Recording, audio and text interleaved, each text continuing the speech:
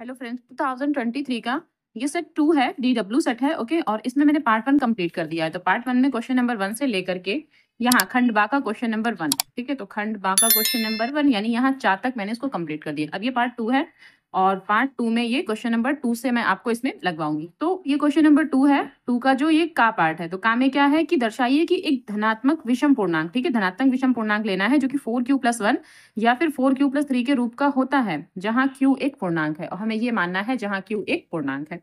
ठीक, तो ये हमने यूक्लिड प्रमेय का जो हम लोग ने पढ़ा है ना, लेसन 1 या 2 में, शायद लेसन 1 में ही था। तो यूक्लिड प्रमेय का उससे हमको ये सॉल्व करके दिखाना है। ठीक, तो चलिए देखिए कैसे इसको लिखते हैं। तो थोड़ी सी थ्योरी लिखनी होती है, कुछ खास होता नहीं, सिंपल क्वेश्चन होते हैं, अच्छे क्वेश्चन होते हैं ये वाले। तो क्या लिखेंगे कि माना, सबसे पहले कोई एक पूर्णांक मान लेंगे। तो a को मान लेते हैं कि a एक धनात्मक, और हमें क्या लेना है, धनात्मक विषम पूर्णांक। तो क्या लिखेंगे कि माना a एक धनात्मक विषम पूर्णांक है, विषम पूर्णांक है, हमने ये मान लिया। ठीक, तो अगर a को 4 से विभाजित करेंगे तो भागफल q और शेषफल r प्राप्त होता है, ऐसा मानेंगे, क्योंकि यूक्लिड प्रमेय का यही कहती है। तो यहाँ क्या लिखेंगे कि a को 4 से, और 4 से ही क्यों, क्योंकि क्वेश्चन में हमको 4q+1 4q+3 ऐसा प्रूफ करना है, इसलिए यहाँ पर 4 मानना पड़ेगा। ठीक है, तो a को 4 से विभाजित करने पर भागफल q तथा शेषफल r, ठीक है, शेषफल r प्राप्त होता है, प्राप्त होता है, हमने ये माना है। ठीक, अब यूक्लिड प्रमेयिका क्या कहती है, यूक्लिड प्रमेयिका से, यूक्लिड प्रमेयिका से और यूक्लिड प्रमेयिका के अनुसार a बराबर 4q+r, ठीक है, भाज्य बराबर भाजक गुणे भागफल प्लस शेषफल, वो वाला यहाँ पर सूत्र लगा देंगे, जहां जहां क्या हो जाएगा, जो जीरो, जो आर की वैल्यू होगी ना, वो 0 और 4 के बीच में ही रहेगी, यानी 4 से छोटी रहेगी। 0 भी आ सकती है, 1 भी आ सकती है, 2 आ सकती है, 3 आ सकती है, लेकिन 4 नहीं आ सकती। ठीक है, तो ये हो गया। अर्थात कहने का मतलब क्या है कि r बराबर 0 ले सकते हैं, 1 ले सकते हैं, 2 ले सकते हैं और 3 ले सकते हैं। ठीक, ये वैल्यूज हमें यहाँ पर लेनी है। तो अब यही सारी वैल्यूज हमें यहाँ लिख लिख कर आपको दिखाना है।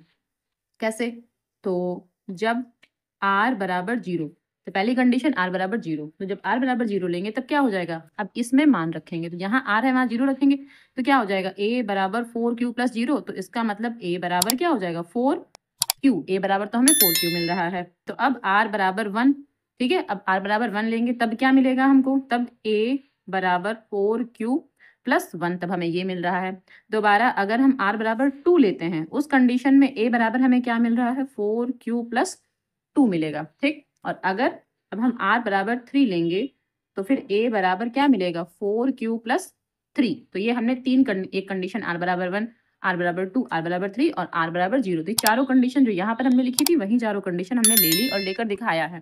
ठीक, तो इससे क्या हुआ कि हमें जो 4q प्राप्त हुआ, 4q+1 प्राप्त हुआ, 4q+2 प्राप्त हुआ और 4q+3 प्राप्त हुआ। ठीक है, लेकिन 4q और 4q+2, ठीक है, ये जो 4q है और ये जो 4q+2 है, ये क्या है, ये एक सम पूर्णांक है। ठीक है, विषम संख्या नहीं है, ये तो एक सम संख्या आ गई ना। तो यहाँ लिखेंगे क्या कि चूंकि a बराबर 4q तथा a बराबर 4q+2 से a का मान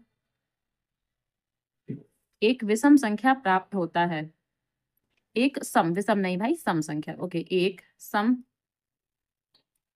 संख्या प्राप्त होता है। ठीक है, तो 4q और 4q+2 से तो सम संख्या प्राप्त हो रही, तो फिर विषम संख्याएं क्या हो जाएंगी, विषम संख्या हमारे पास ये और ये हो जाएंगे। ठीक, तो फिर क्या लिखेंगे, परंतु a एक विषम पूर्णांक है। भाई a तो एक विषम पूर्णांक है, हमने ऊपर माना भी था कि धनात्मक विषम पूर्णांक हमको लेना है। तो a एक विषम पूर्णांक है, ये हम लिखेंगे कि हमें पहले से ही पता है कि a एक विषम पूर्णांक है। ठीक है, इसलिए a के सभी मान, a के सभी मान, तो a के सभी मान क्या क्या हो जाएंगे, a बराबर 4q+1 और कॉमा 4q+3 ये लिखना है। ये हो गया। अब एक छोटी सी लैंग्वेज और लिख देंगे कि अतः कोई भी धनात्मक विषम पूर्णांक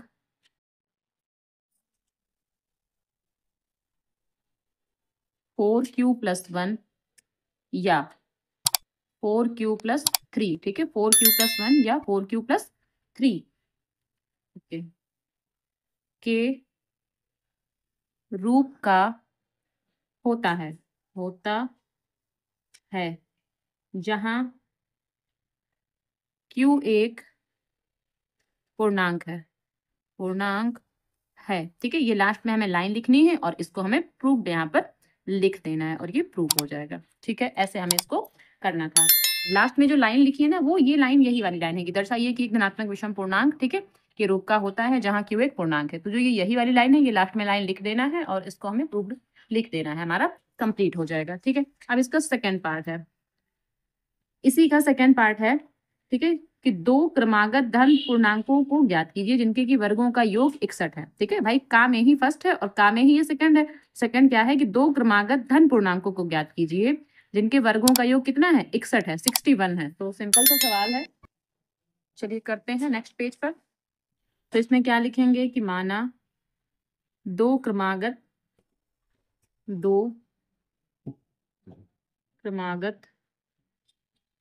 धन पूर्णांक, जब भी हमें दो क्रमागत धन पूर्णांक लेने हैं तो हम क्या लेते हैं, x और x+1, ठीक है। ये दो क्रमागत धन पूर्णांक लेते हैं। अच्छा, अब हमें क्या बोला है, जिनके वर्गों का योग कितना है, 61 है। तो वर्गों का योग, तो प्रश्नानुसार सीधे यहाँ लिख देते हैं कि प्रश्नानुसार क्या, x का स्क्वायर प्लस x+1 का होल स्क्वायर, ये प्रश्नानुसार है। तो यहाँ पर x का स्क्वायर तो ऐसे ठीक है। अच्छा, ये किसके बराबर है, ये है 61 के बराबर, ठीक है, कि इनके वर्गों का जो योग है वो 61 के बराबर है। यहाँ पर फार्मूला खुलेगा, ये a है ये b है, तो a+b का होल स्क्वायर यानी कि a का स्क्वायर प्लस b का स्क्वायर, b का स्क्वायर मतलब 1 का स्क्वायर, तो 1 का स्क्वायर तो 1 ही हो जाएगा, प्लस 2ab, तो 2 into a into b, b की जगह अगर हम 1 लिखेंगे तो 1 ही रहेगा, ठीक है। तो ये 2 इंटू a इंटू b और ये 61, यहाँ से x स्क्वायर मिला करके क्या हो जाएंगे, 2x स्क्वायर, यहाँ x स्क्वायर यहाँ x स्क्वायर, तो क्या हो जाएंगे 2x स्क्वायर, ठीक है। अब यहाँ +1 ऐसे ही लिखा रहेगा और जो ये 2x है भाई, 2 की 1 से गुणा करेंगे 2 आ जाएगा, x से गुणा करेंगे 2x आ जाएगा, तो +2x, और जो 61 है इसको यहाँ ले आएंगे तो माइनस का 61 = 0, ठीक है। अब यहाँ से 2x स्क्वायर, अब जो ये 2x है इसको यहाँ लिख लेते हैं 2x, और 61 से अगर हम 1 घटाएंगे तो माइनस का 60 बचेगा = 0, ठीक। अब इन सबसे ना हम 2 कॉमन ले सकते हैं, तो 2 कॉमन ले लेंगे, इससे क्या हो जाएगा कि यहाँ x स्क्वायर रहेगा, यहाँ x हो जाएगा और यहाँ पर क्या हो जाएगा, यहाँ पर 30 हो जाएगा। भाई 2 से इसको भाग करेंगे तो 30 हो जाएगा, कॉमन ले लिया हमने।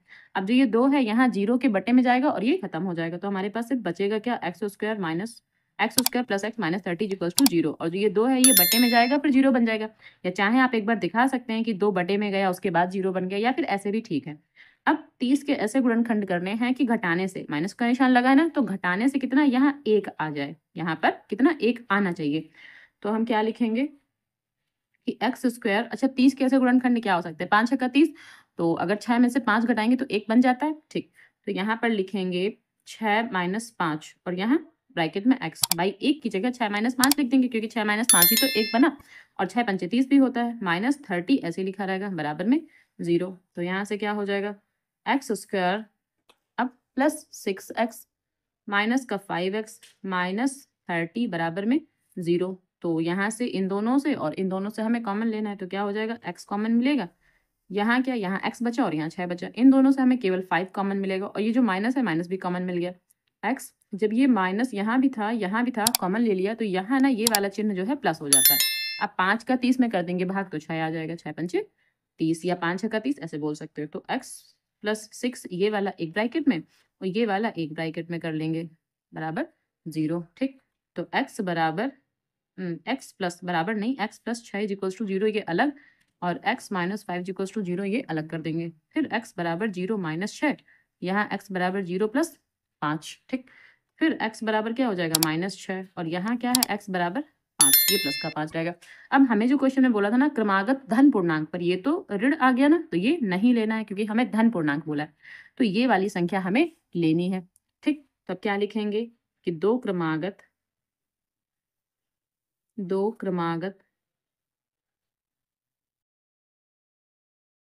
धन पूर्णांक बराबर क्या हो जाएगा, x, x प्लस 1। तो x की जगह तो 5 लिखेंगे और यहाँ क्या 5 प्लस 1, तो आंसर क्या हो जाएगा 5, 6। तो ये आंसर हो जाएगा। ठीक, ये हमें ऐसे करना था। ओके, अब इसका खा पार्ट है। खा देखिए क्या है कि एक सीधा राजमार्ग एक मीनार के पाद तक जाता है। ठीक है, कोई सीधा राजमार्ग है यानी सीधा कोई रास्ता है जो कोई मीनार है, पाद मतलब पैर, तो मीनार के पैरों के पास तक जाता है यानी मीनार के निचली सिरे तक जाता है, ये कह सकते हैं। मीनार के शिखर पर खड़ा एक आदमी एक कार को, ठीक है, जो कार को 30 के अवनमन कोण पर देख रहा है। तो जो मीनार के ऊपर कोई आदमी खड़ा है वो कार को ना 30 डिग्री के अवनमन कोण पर देख रहा है, जो कि मीनार के पाद की ओर एक समान चाल से चल रही है। अच्छा, यहाँ चाल ना समान है, तो जो वो कार चल रही ना उसकी जो चाल है, स्पीड है, वो समान है, वो चेंज नहीं होती कहीं पर भी, ये बोला है। तो मीनार की ओर ही वो जा रही है, जो कार है समान चाल से चल रही है। 6 सेकंड बाद कार का अवनमन कोण 60 डिग्री हो जाता है। ठीक है, 6 सेकंड के बाद, तो 6 सेकंड मान लेंगे कहीं पर थोड़ा सा आगे बढ़ा के, 60 डिग्री हो जाता है। इस बिंदु से मीनार के पाद तक पहुंचने में कार द्वारा लिया गया समय ज्ञात कीजिए। यानी कि जहां 60 डिग्री का हो जाता है वहां से और मीनार के पाद यानी कि पैर बिंदु तक पहुंचने में उस कार को कितना समय लगा, हमें वो टाइम बताना है। ठीक, तो सिंपल सा क्वेश्चन है। इस तरह का क्वेश्चन मैंने शायद आपको एक दो बार पहले कराया है। ठीक है, एक बार मैं और कराई दे रही हूँ। तो सबसे पहले इसका चित्र बनाते हैं। चित्र कैसे बनेगा, देखिए हम ये मानेंगे, एक मिनट, हम ये मानते हैं कि ये कोई मीनार है। ठीक है, हमने ये माना कि ये कोई मीनार है। अब एक सीधा राजमार्ग जो मीनार के पैरों तक यानी पाद बिंदु तक जाता है, तो हमने ये मान लिया कि ये सीधा राजमार्ग है जो यहाँ ऐसे करके मीनार के निचले सिरे को टच कर रहा है। ठीक, अब लिखा हुआ है मीनार के शिखर पर एक आदमी, यहाँ पर कोई एक व्यक्ति खड़ा हुआ है, कोई आदमी खड़ा हुआ है जो कि एक कार को 30 के अवनमन कोण पर देख रहा है।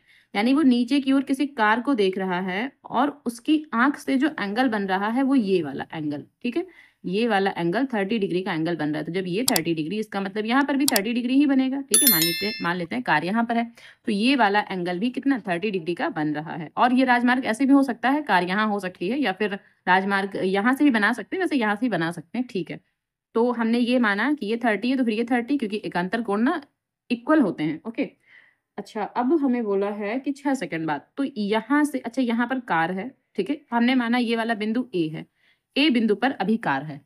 अब हम ये मानते हैं कि कार यहाँ से चली होगी, यहाँ तक पहुंचने में उसने 6 सेकंड ले लिया होगा। हम ये मान लेते हैं कि कार ए बिंदु से बी बिंदु तक आई और उसने कितना 6 सेकंड का समय ले लिया, यानी कि इसने जो टाइम लिया है वो 6 सेकंड का टाइम ले लिया। ठीक है, अब बोला है 6 सेकंड के बाद जो कार का अवनमन कोण है वो 60 हो जाता है। अवनमन कोण मतलब यहाँ पर अब जो व्यक्ति है वो इस वाली कार को, यानी उसका ये वाला एंगल, ये एंगल 60 डिग्री का है। जब ये 60 डिग्री, मतलब ये वाला भी एंगल 60 डिग्री रहा होगा। ठीक है, ये वाला एंगल भी फिर 60 डिग्री हो जाएगा। ये और ये एंगल दोनों क्या है, इक्वल है। ठीक, एकांतर कोण से। तो अब इन्होंने पूछा है कि इस बिंदु से यहाँ बी बिंदु से मीनार के पाद तक पहुंचने में कार द्वारा लिया गया समय ज्ञात कीजिए। यानी कि मीनार का जो निचला सिरा है वहां तक, यहाँ से यहाँ तक, मान लेते हैं ये सी बिंदु है, तो बी से सी तक पहुंचने में कितना समय लगा होगा, हमको वो टाइम पीरियड यहाँ पर निकालना है, कितना समय लगा होगा। ठीक, और इस दूरी ऊंचाई को हम फिलहाल के लिए h मान लेते हैं। इस बिंदु का कोई नाम दे देते हैं डी पॉइंट। ठीक है, अच्छा हम ये मान लेते हैं कि माना, अब चित्र समझ में आ गया आपको, लिख लेते हैं कि माना बिंदु बी से सी तक पहुंचने में लगा समय बराबर टी सेकंड। हमने ये मान लिया है कि यहाँ से यहाँ तक पहुंचने में हमको जो समय लगेगा वो क्या लगेगा, टी सेकंड लगेगा। अच्छा, यहाँ की कोई दूरी भी मान लेते हैं, माना ये दूरी x है और इस दूरी को ना हम y मान लेते हैं। ठीक है, क्योंकि हमने दूरी तो मानी नहीं, ये दूरी x है, ये दूरी y है और ये ऊंचाई h है, हमने ऐसा माना हुआ है इस चित्र में। ठीक, तो अब ये अपनी लैंग्वेज भी लिख लेते हैं और क्या क्या हमें पता है कि दूरी, यहाँ पर दूरी डाल डाल के लिख लेते हैं। दूरी जो है BC बराबर x हमने माना हुआ है, और जो दूरी AC है, AB है, AC नहीं AB दूरी, तो AB दूरी को हमने क्या माना है, y मीटर मान लिया है। ठीक है, अच्छा, और ये जो डीसी है, डीसी को हमने क्या मान रखा है, डीसी, या ये कह सकते हैं डीसी ना लिख करके यहाँ लिखते हैं माना मीनार की ऊंचाई। ठीक है, तो माना मीनार की ऊंचाई बराबर क्या, एच मीटर, हमने ये मान लिया। अच्छा, और ये जो समय हमें दे रखा है, तो ए से बी तक पहुंचने में समय लगा 6 सेकंड और बी से सी तक पहुंचने में समय लगा टी सेकंड, वो हमने मान लिया है। और दोनों की जो चाल है, माने कि जब वो कार चल रही थी, ठीक है, तो वो एक समान चाल से चल रही थी, यानी कि उसकी चाल कहीं पर भी चेंज नहीं हुई है, समान चाल है। ठीक, तो फिलहाल अब हम क्या करेंगे, हमें दो एंगल पता है, और क्या पता है, D B C, angle D B C ये कितना है 60 डिग्री, और एक एंगल पता है डी ए सी। ठीक है, पूरा डी ए सी ये 30 डिग्री, तो डी ए सी ये कितना है, ये 30 डिग्री है। अब हम एक ट्राइंगल लेंगे, कौन सा ट्राइंगल, डी बी सी में, तो लिखेंगे त्रिभुज डी बी सी में। ठीक है, त्रिभुज डी बी सी में क्या हो जाएगा कि tan 60, ठीक है, त्रिभुज डी बी सी में क्या हो जाएगा, tan 60 बराबर डी सी बटे बी सी, भाई ये लंब है, ये आधार है, तो डी सी बटे बी सी, बस यही लिखेंगे, क्या, डी सी बटे में डी सी लिखेंगे। अब tan 60 की जो वैल्यू होती है वो √3 होती है, और डी सी को हमने फिलहाल के लिए h मान रखा है, और बी सी को हमने x मान रखा है।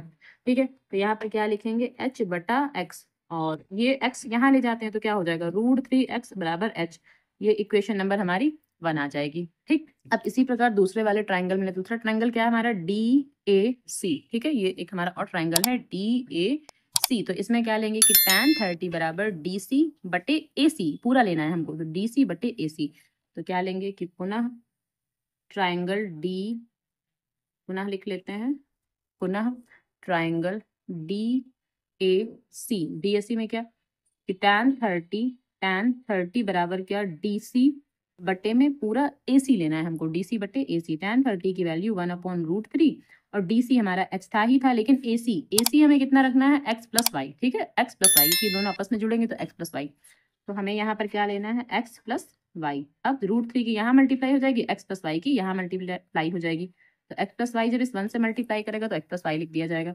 √3 की h से करेंगे तो क्या, √3h हो जाएगा, ये इक्वेशन नंबर 2 हो जाएगी। ठीक, अब जो ये इक्वेशन नंबर 1 है, इसमें h का मान दे रखा है, तो जहां पे यहाँ h लिखा हुआ है यहाँ पर ना इसका मान रखेंगे कितना, √3x, इस h की जगह क्या लिखेंगे, √3x, तो क्या लिखेंगे, x प्लस वाई बराबर √3, और यहाँ h की जगह क्या लिखेंगे, √3x, और ये कहाँ से आया, समीकरण 2 से, तो यहाँ पर लिख देंगे समीकरण 1 से, 2 से नहीं भाई, समीकरण 1 से। ओके, ये हटा है यहाँ से, ये फर्स्ट केवल बना, समीकरण 1 से, ऐसा हमको यहाँ पर लिखना है। अब x प्लस वाई बराबर यहाँ √3, और √3 कितना हो जाएगा, 3x, तो फिर y बराबर कितना, 3x, और ये वाला x यहाँ आ जाएगा माइनस में, तो फिर y बराबर क्या हो जाएगा, 2x, तो इसको हम मान लेते हैं इक्वेशन नंबर 3 मान लेते हैं। अब यहाँ देखिए इस सवाल में, ठीक है, यहाँ देखिए इस सवाल में, अब हम ए से बी तक का चाल निकालना चाहते हैं, तो ए से बी तक कार की चाल। ठीक है, तो चाल बराबर होता क्या है, चाल को हम v से डिनोट करते हैं। ठीक है, चाल को v से डिनोट करते हैं, तो चाल बराबर होता है क्या, दूरी बटे समय। ठीक है, या यहाँ पर एक बार और लिख देते हैं कि चाल हमने v माना है, तो दूरी बटा समय, और हम कहाँ से a से b तक निकाल रहे हैं, अभी a से b तक निकाल रहे हैं, तो v तो ऐसे ही रहेगा, और दूरी हमने यहाँ क्या मानी है, y मानी है दूरी, तो y लिखेंगे, और समय यहाँ के लिए समय कितना है, 6 सेकंड, तो यहाँ 6 लिख देंगे। ठीक है, इसको हमने माना इक्वेशन नंबर कितना, 4 मान लिया, क्योंकि हमने 3 तक तो वहां मान रखा है, यहाँ इक्वेशन नंबर 4 मान लिया। अब इसी प्रकार बी से सी तक की भी हम चाल निकालेंगे। ठीक है, बी से सी तक की भी चाल निकालेंगे, तो लिखेंगे पुनः बी से सी तक की कार की चाल, सी तक की कार की चाल, तो ये क्या है, ये भी v बराबर दूरी बटे समय, तो इसमें दूरी क्या है, इसमें जो दूरी है वो x है, और समय कितना है, t सेकंड हमने माना हुआ है। ठीक, तो क्या लिखेंगे, x बटा t, क्या लिखेंगे, x बटा t। अब चाल बराबर थी, ठीक है, चाल बराबर थी, क्योंकि उन्होंने कहा था क्वेश्चन में कि चाल जो है वो समान है, एक समान चाल से लिखा था ना क्वेश्चन में। ठीक, तो ये इक्वेशन नंबर 5 है, तो जब चालें समान है तो इन दोनों को आपस में समान कर देंगे, बराबर कर देंगे, तो क्या लिखेंगे कि समीकरण, यहाँ डाल देते हैं, समीकरण 4 व 5 से दोनों को बराबर कर देंगे। बराबर करने का मतलब y बटे 6 यहाँ 6 बना हुआ है, बराबर में कितना x बटा t। ठीक है, अब y का मान हम जानते हैं, y का मान क्या है 2x, हमने अभी भी निकाला ना y बराबर 2x। तो यहाँ पर क्या लिखेंगे, y की जगह क्या लिखना है हमको 2x और यहाँ 6 ऐसे लिखा रहेगा, यहाँ x लिखा रहेगा, बटा में t लिख देंगे। अब यहाँ ये y बराबर जो यहाँ साइड में लिख देते हैं कि y बराबर 2x रखने पर यहाँ हमने लिख दिया कि यहाँ पर y की जगह हमने 2x रखा हुआ है। ठीक, अब इसको कट करते हैं, x से x कैंसिल हो जाएगा, 2 1 कम 2, 2 3 6, 1 बटा 3 बराबर 1 बटा t। भाई x तो कैंसिल हो चुका है, तो ये x कैंसिल। अब यहाँ क्या बचा, सिर्फ यहाँ 1 ही तो बचा, तो 1/t, t की यहाँ मल्टीप्लाई, 3 की यहाँ मल्टीप्लाई, तो क्या आ जाएगा t बराबर 3 सेकेंड। भाई t का हमें समय ही तो निकालना था, इसका मतलब b से c तक पहुंचने में जो लिया गया समय था वो 3 सेकेंड का समय था। तो यहाँ अब एक्सप्लेनेशन पूरा लिख देंगे कि बिंदु B से मीनार तक पहुंचने में लिया गया समय बराबर 3 सेकेंड, ये आंसर। ठीक है, तो इस तरह के सवाल ज़्यादा टफ होते नहीं है, अगर आप कोशिश करेंगे तो मुझे लगता है आपसे लग जाएंगे। अगर आप समझेंगे, अगर आप समझ के लगाने की कोशिश करेंगे ना, तो आपसे ये सवाल जरूर लगेंगे। ठीक है, अब इसका ये गा नंबर है। ठीक है, दूसरे का ये गा नंबर है कि बिंदुओं ए और ए में क्या है -2 और 2 और बी में क्या है 2 और 8 को जोड़ने वाले रेखाखंड ए बी को 4 बराबर भागों में विभाजित करने वाले बिंदुओं के निर्देशांक ज्ञात कीजिए। ठीक है, ये क्वेश्चन है हमारे पास। तो हम ये कह सकते हैं कि कोई रेखाखंड ये हमने ए बी बना लिया, और इस ए के पॉइंट -2 और 2 हमें पता है, इस बी के पॉइंट 2,8 हमको पता है। ठीक, इसको 4 बराबर भागों में विभाजित करना है, तो मतलब बीच में 3 लाइनें बनाए, तो 1 2 और 3, बीच में हम 3 लाइनें बनाएंगे। अब इसको मान लेते हैं ये A1 है, ये A2 है, ये A3 है, तो इसके पॉइंट्स फिर A1 B1 मान लेते हैं, और इसके पॉइंट A2 B2 मान लेते हैं, और इसके पॉइंट A3 B3 ऐसा मान लेते हैं। अब इस चित्र को देखकर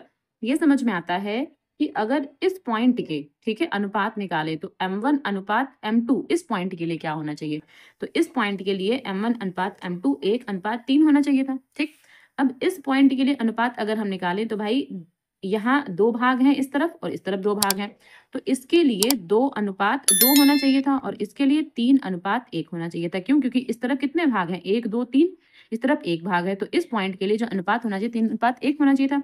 इस पॉइंट के लिए 1:3, क्योंकि 1 भाग यहाँ है 3 भाग यहाँ है। ठीक, तो आपको ये अनुपात समझ में आ गए। अब हमें इस A1 के अनुपात निकालने हैं, यानी कि A1 B1 निकालना है, A2 के लिए निकालना है A2 B2, और A3 के लिए निकालना है A3 B3। ठीक है, तो इस A1 के अनुपात कैसे निकालेंगे, अगर हम इसमें विभाजन सूत्र वाला फार्मूला लगाएं तो इसके अनुपात निकल आएंगे, लेकिन बिना विभाजन सूत्र का फार्मूला लगाए भी हम इसको कर सकते हैं। ठीक है, पर कैसे कर सकते हैं वो आपको बाद में बताएंगे, पहले हम आपको विभाजन सूत्र वाला फार्मूला लगाकर बताते हैं। ठीक है, तो देखिए कैसे करेंगे इसको हम। सबसे पहले A1 के लिए क्या करेंगे, तो A1 के लिए क्या निकालेंगे, अच्छा A1 के लिए हमने A1 B1 माना है, वो भी यहाँ पर लिख लेते हैं कि हमने A1 B1 माना है। अब इसका फार्मूला क्या लिखेंगे, विभाजन सूत्र वाला, M1x2 plus M2x1 upon M1 plus M2 ये लिखेंगे, comma M1y2 plus M2y1 upon M1 plus M2 ये लिखेंगे यहाँ पर।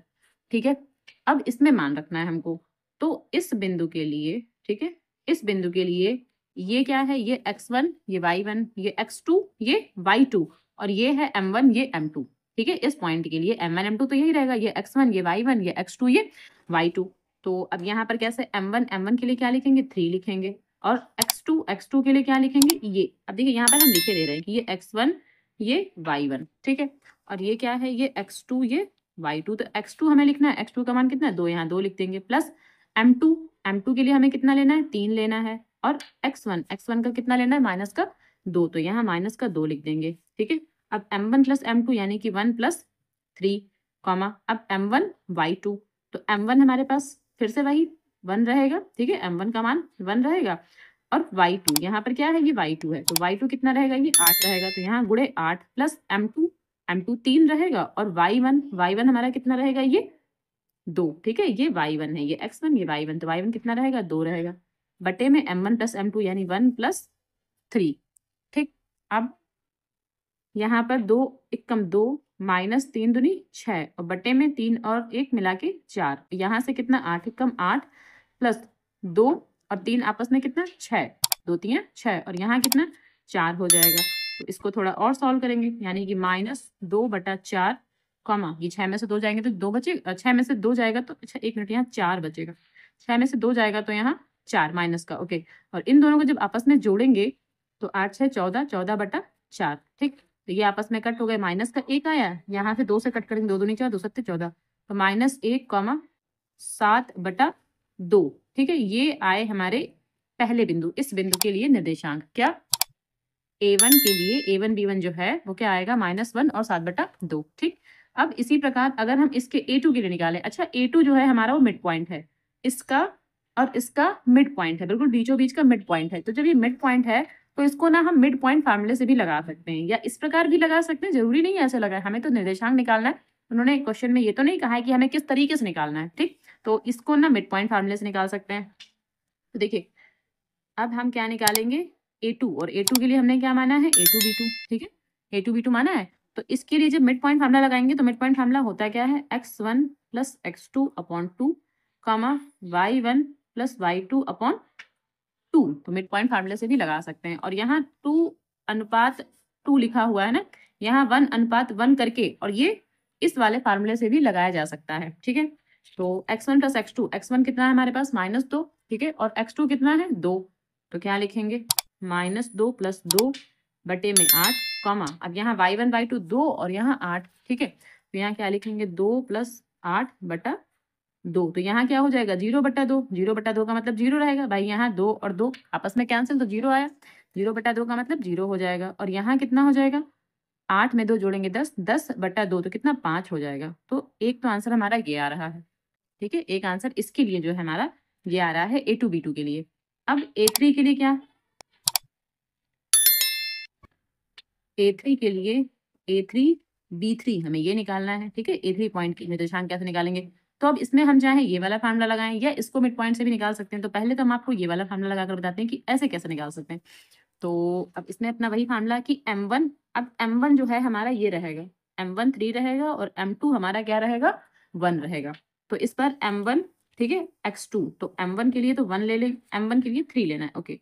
तो M1 के लिए 3, अब फार्मूला नहीं लिख रहे हम सीधे लगा रहे हैं इसको, ठीक, 3 और यहाँ पर x2, और x2 के लिए हमको 2 लेना है, प्लस अब M1 के लिए M2 के लिए 1 लेना है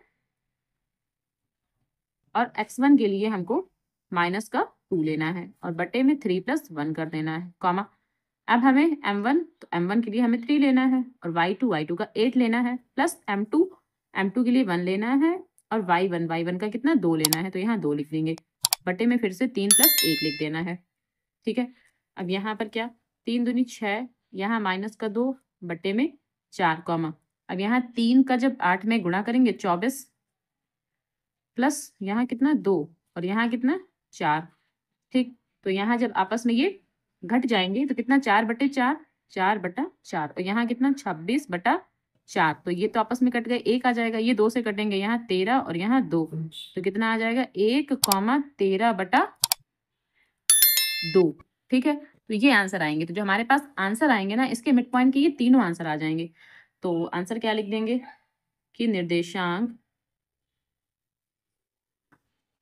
बराबर -1, 7/2, 0,5,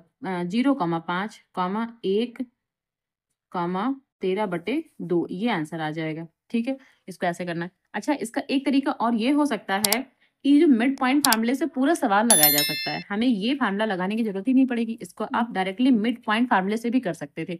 कैसे, सबसे पहले ना ये जो A2 है सबसे पहले A2 निकालना पड़ेगा, क्यों, क्योंकि A2 जो है वो हमारा मिड पॉइंट है, इन दोनों का मिड पॉइंट क्या है A2 है ना, सबसे पहले A2 निकालना पड़ेगा। तो A2 तो हमने यहाँ निकाला था ना, तो अगर आप उससे लगाना चाहते हैं दूसरे तरीके से मिड पॉइंट फार्मूले से, तो सबसे पहले हमें A2 निकालना है। तो A2 के लिए सेम वही जो मैंने पहले निकाला था, क्या एक बार फार्मूला लिखेंगे और बार बार नहीं लिखेंगे, कॉमा y1 + y2/2, तो इसके लिए अपना वही रहेगा, इस वाले के लिए क्या -2 और +2/2, ठीक है। फिर यहाँ क्या y1 + y2, तो 2 + 8/2, तो इसके लिए तो यही लिखेंगे। तो यहाँ पर क्या लिखेंगे कि -2 + 2 और अपॉन में 2 कॉमा 2 + 8 और अपॉन में 2। तो यहाँ पर कितना हो जाएगा 0, ये 5, क्योंकि 10 हो रहा था तो 0,5 बन रहा है।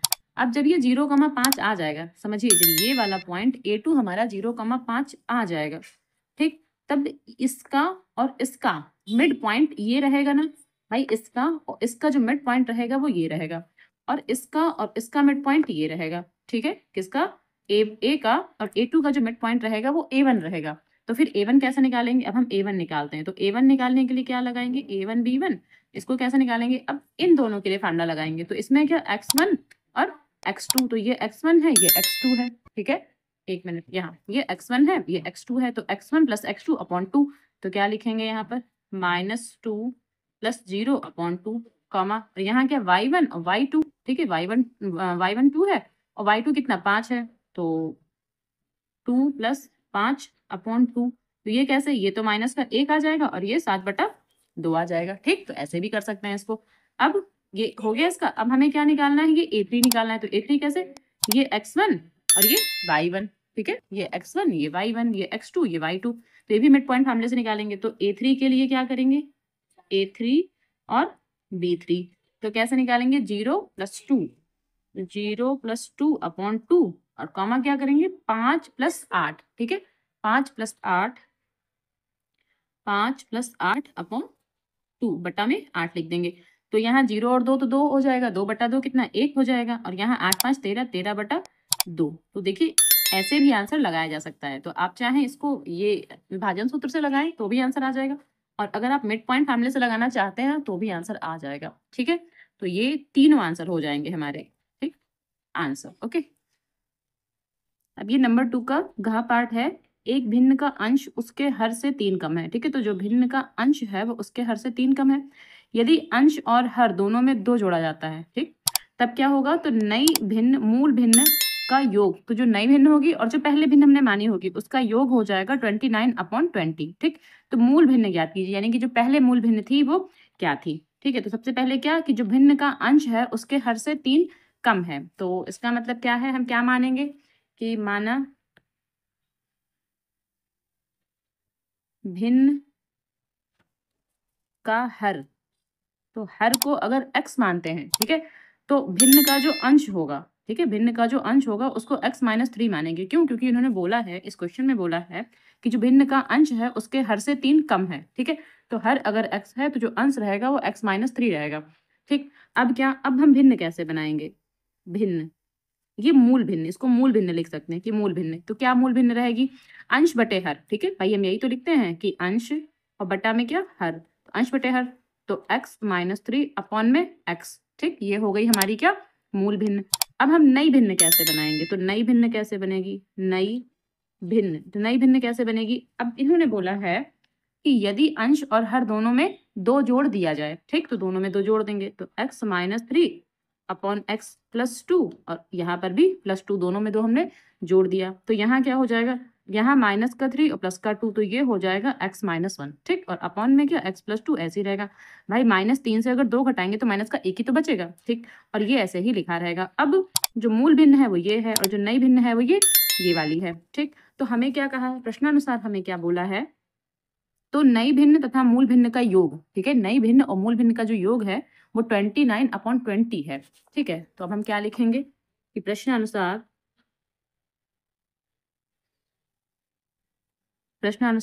सबसे पहले मूल भिन्न लिखते हैं, तो क्या x - 3 अपॉन x और प्लस, और नई भिन्न जो है वो ये वाली, इसको भी यहाँ पर लिखते हैं और दोनों को प्लस यानी कि जोड़ देते हैं, और बराबर में कितना 29/20। अब यहाँ से क्या हमें एक द्विघात समीकरण बनानी है और इसको सॉल्व करना है, ठीक।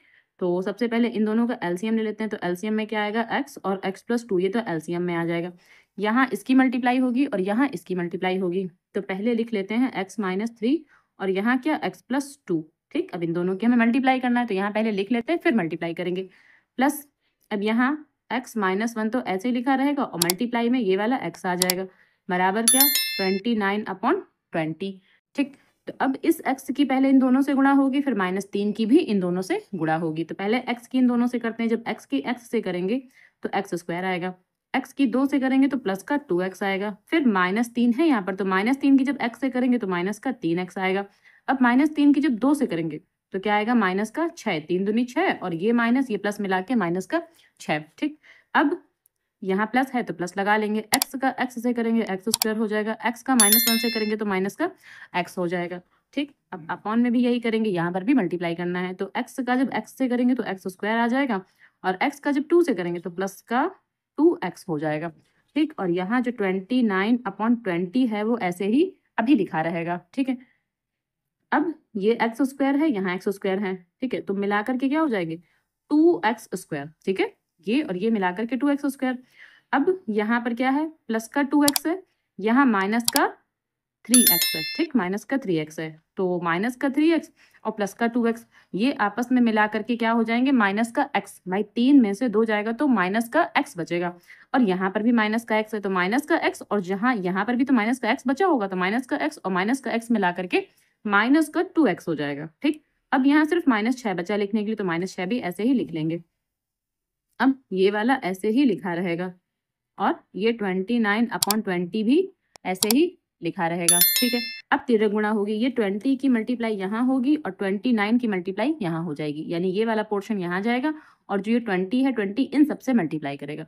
तो पहले एक बार लिख लेते हैं कि 20 multiply 2x square minus 2x minus 6 बराबर यहाँ क्या 29 और मल्टीप्लाई ये वाला टर्म लिखेंगे क्या, x स्क्वायर प्लस 2x। ठीक है, ठीक है, ये लिखेंगे हम। अब 20 का 2 से मल्टीप्लाई करेंगे तो 40x स्क्वायर आ जाएगा, -20 का फिर 2 से करेंगे तो फिर से 40x आ जाएगा, और 20 का अगर हम 6 से करेंगे, ठीक है, तो यहाँ 120 आ जाएगा।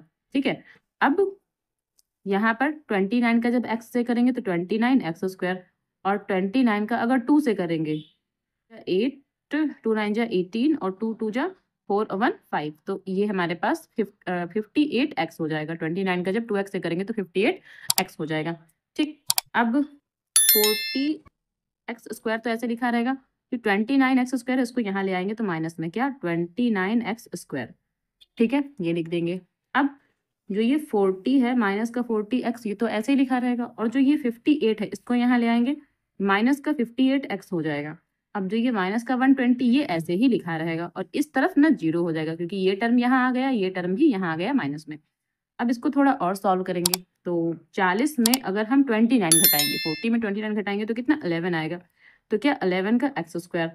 अब यहाँ 40 और ये कितना 58, अगर इन दोनों को आपस में जोड़ते हैं तो ये बनेगा हमारा 98। ठीक है, ये इन दोनों को अगर आपस में जोड़ते हैं तो हमारा 98 बन रहा है, और यहाँ x भी लिखना है। ओके, x छूट गया था, x भी लिखना है, और ये माइनस का 120 ऐसे ही लिखा रहेगा, ये माइनस है माइनस का 120 और यहाँ ये x बना हुआ है इज इक्वल्स टू क्या 0 हो जाएगा। ठीक है, अब -120 है यहाँ पर, तो फिर 120 के ऐसे गुणनखंड करने हैं कि घटाने से कितना आ जाए, माइनस का घटाने से 98 आ जाए, माइनस का नहीं सिर्फ 98 आ जाए। लेकिन यहाँ 11 भी तो है, तो 11 की भी इस 120 से मल्टीप्लाई की जाएगी। ठीक, 11 की भी इस 120 से मल्टीप्लाई की जाएगी, फिर उसके गुणनखंड किए जाएंगे। तो इसको ना सिंपल तरीके से अगर हम लगाना चाहते हैं तो यूं कर लें कि 120 के कर लेते हैं फैक्टर और 11 से मल्टीप्लाई कर देंगे बाद में, क्योंकि बात वही है, आप पहले मल्टीप्लाई करें फिर फैक्टर करें।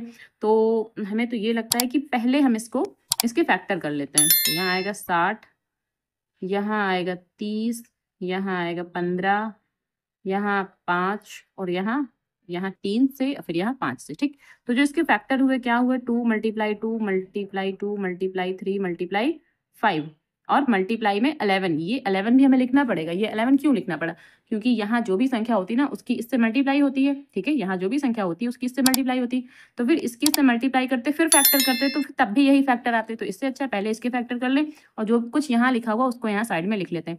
अब इनसे ना हमें कुछ ऐसा बनाना है कि घटाने से, ठीक है, घटाने से कितना आ जाए 98 आ जाए हमारा। तो कैसे बन सकता है, 2 दूनी 4 दूनी 8, अगर हम यहाँ तक 8 करते हैं तो 11 पचे 55 और 55 का अगर 3 में मल्टीप्लाई करते हैं तो 3 पचे 15, 3 पचे 15 और 2 17। 17 में अगर हम 8 घटाएंगे तो ये 98 तो हमारा कैसे भी नहीं बन सकता। ठीक है, ये नहीं लगेगा, कुछ और हो सकता था।